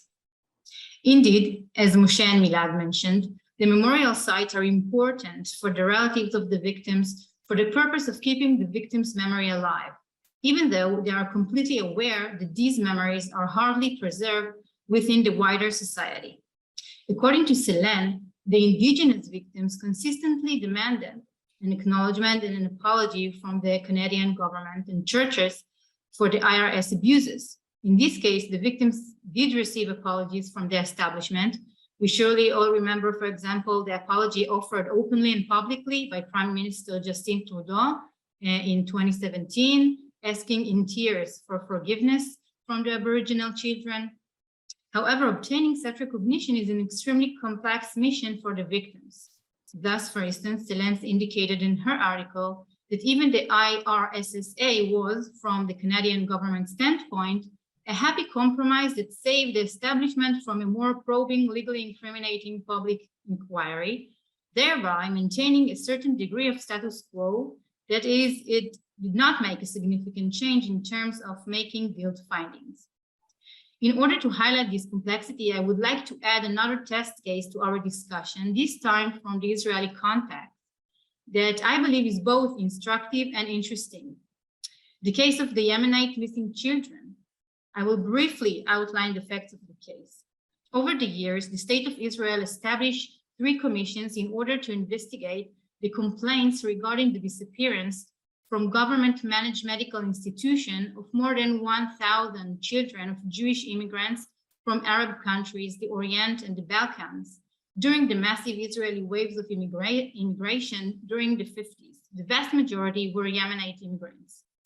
The children's families basically alleged institutional kidnapping, claiming that the children were practically abducted by, or at least with the consent of state officials, and were given to barren families for adoption.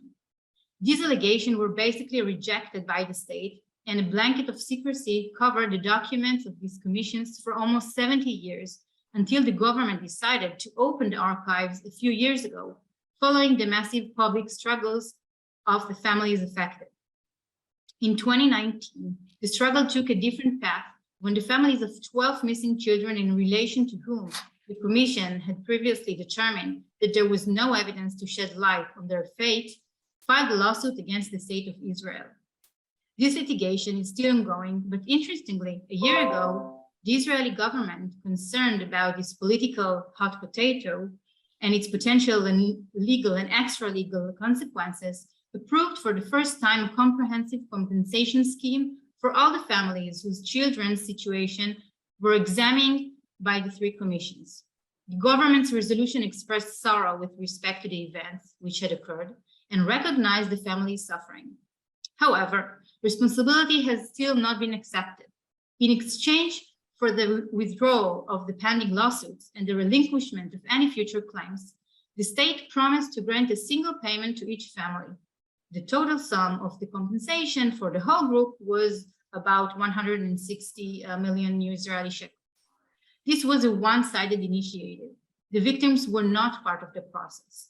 And for the families, it is simply not enough. When I spoke with the family's lawyer, he explained to me that the proposed compensation is of secondary importance to the families affected. According to his clients, only an official acceptance of responsibility and a formal public apology would represent the starting point for a true process of healing and rehabilitation.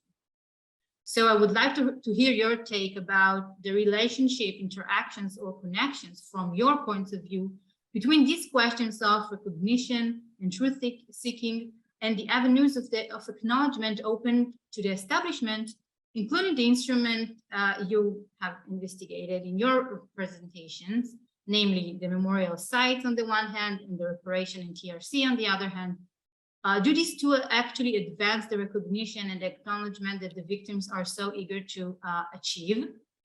But do you want to answer now, or should I collect another question?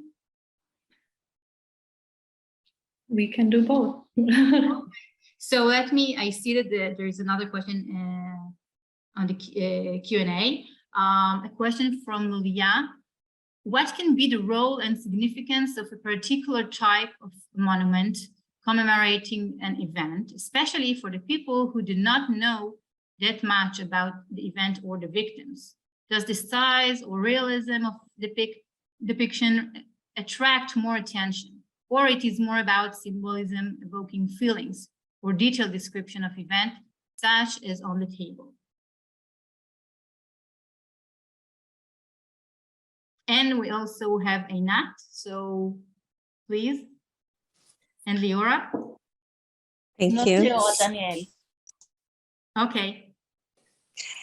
So first of all, thank you for two very interesting presentations. My question, I have a question to Moshe and Milad, and then some thoughts, given that this is the final session of our conference, perhaps we can bring in also from your perspective some thoughts together from the entire theme of the conference. So my question to Moshe and Milad is what type of questions were asked in the interviews? Were there only questions about memorial aspects of these monuments and the events? Or did you also focus on the symbolic role of the monuments and harm recognition and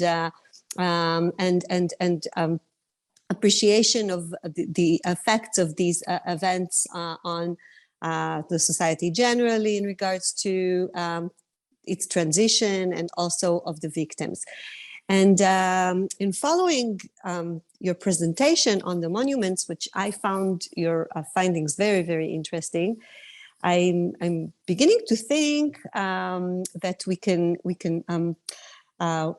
begin, making perhaps differentiations among economic reparations and economic transformations that we discussed a lot, transformative justice we talked about yesterday, and perhaps these other forms of the material, like monuments or other forms of evidence or appreciation of what happened that comes in material ways such as newspapers, etc. And I'm starting to think whether we can think of the material in various different relations to the entire theme of transitional justice and begin developing these lines of thoughts as well. So I would love to hear your thoughts on these two topics. Thank you. Yeah, Leora.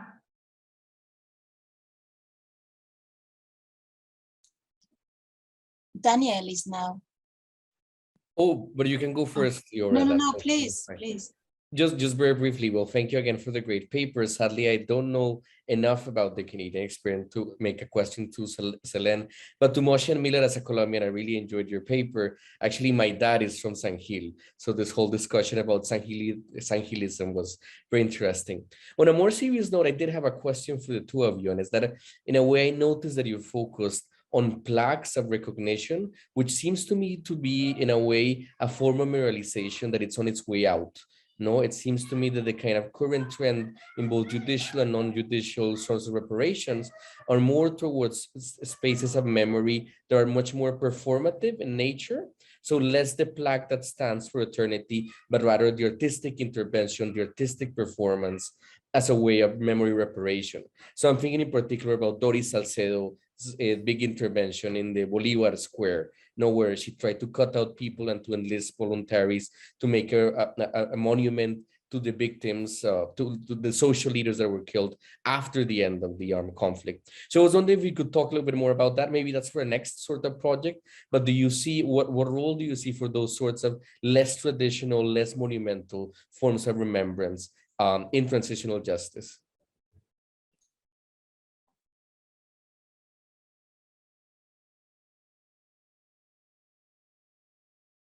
Yeah, Leora, do you want to ask? Yes, thank you for this session. I want to connect to what Daniel said. It connects to our Jaffa session yesterday about memorials that are not coming from top down, but from initiatives from civil society in Israel, Palestinians, Hot, and so forth. So to think about the relation between two kinds of special memorial. But more to Canada, I think it's really nice that we are ending this conference with a paper on Canada, which relates back to the opening session, to the opening lecture by Yukiko, who is also here with us, because I was wondering, Canada, how can we think about Canada, whether it's a model, and a model to what? Because this is a rich country that goes through the civil track, just as Yukiko was talking about Chinese plaintiffs in Japanese civil courts. And this is in Canada, this seems to be the most, at least potentially the most transformative, going all the way, you know, to different ways of really entrenched power inequalities. And the question is,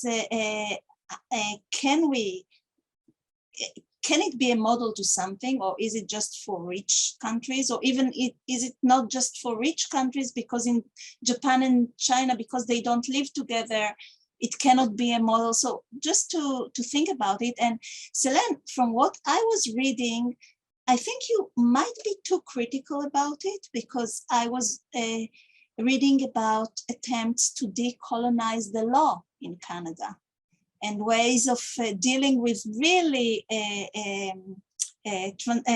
deep down transformation, and not just, you know, giving voice and having a lot of recommendations that nobody do anything about it. So I don't know how it comes with your so I'm just wanting to see if we can take something from it. We also have Tamar here, who was asking us to go deeper into the kind of abuses that the IRC is, and the long term in your paper is suggesting. So can we be hopeful, or are we going out very pessimistic from this conference? Thank you. Okay, thank you so much for these great questions. Each one of the speakers will have about 2 minutes to answer. Okay, Moshe, you go first. Perhaps, Milad, you will start. There are some questions to you about the questions and so on, and you were there on the ground, yeah? So would you start? Okay. Wow, thank you for the great set of questions. I wish we could have more time for discussion. So about the question if the role of the monument is, about what can be the role of the monument, I think that the answer would be that the monument is significant and the plaque is significant, but of course their impact is limited. I mean, as we saw in the stats and in the percentages, we see that for the communities and for the society at large, these measures tend to have a very limited impact. But we must not forget that the families, which are we could say like which are victims, of course, in the case, because the Inter-American Court considers the families as victims and orders monetary compensation for them. For the families, this measure have great impact, especially in cases of forced disappearances, as Moshe said in the case of the 19 merchants case. And in the judgment of the court, it is shown how the families really wanted a monument to have a place to mourn. So in cases of forced disappearances, the role of monuments and plaque are very significant for the families. With regard to the question of Einat, we asked them first to the interview with 6 questions on the facts of the case to measure the level of memory with regard to the case, but we then asked them several questions because we wanted to know their perspective. If they think that the plaque or monument has had an impact on the community and in the society at large, if they think there are better measures to commemorate the victims, what they think about the plaque or the monument. And we really wanted to add more about this on the paper. Unfortunately, since our focus was on the 2 objectives the court has, which is to keep the memory of the victims alive and to provide an emotional relief for the families, we couldn't address this aspect in the paper, very much. But definitely, it could be an issue for our next project. And with regard to Danielle's questions, I think there is a new trend, there are new memory related measures, but we must not forget that Colombia has been party in 27 cases before the Inter-American Court, and in 11 cases the court ordered measures like plaques and monuments. So I would say that these measures are still relevant and still have an impact in the society. Actually, the JEP, which is the Transitional Justice System in Colombia, in its mandate will order this kind of measures. So I think these measures will still play a role in the Colombian society. Okay. So I'll try to be very concise. Shiran, yes, you are right. I think that the issue of public acknowledgement is very important. Also in Colombia, actually in many cases, the government denied any responsibility, and one of the important things that the court did is to say that the government is responsible, and it was important.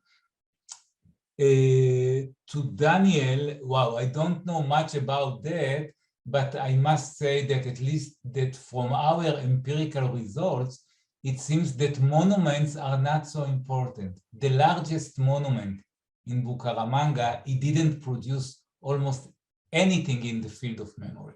And this is the largest one. And to Liora, yes, we thought about that. Actually, the whole idea that the Inter-American Court would instill memories against the people, it is really a top-down thinking, and it didn't work in most cases. And indeed, the only place when it worked well, it is in San Gil, because it was a bottom-up memory, because they people knew the victims, and for them, these plaques, they were so meaningful. So indeed, I think that the role of local communities is very important, But I must add that in many cases, these low ground or on the ground communities, they are quite weak. They need the court. I mean, if we will have only the government and the local communities, the government may deny anything and that's it. So I think that there is some cooperation between the top Latin American court and small communities on the ground, and then it makes something meaningful on the level of memory.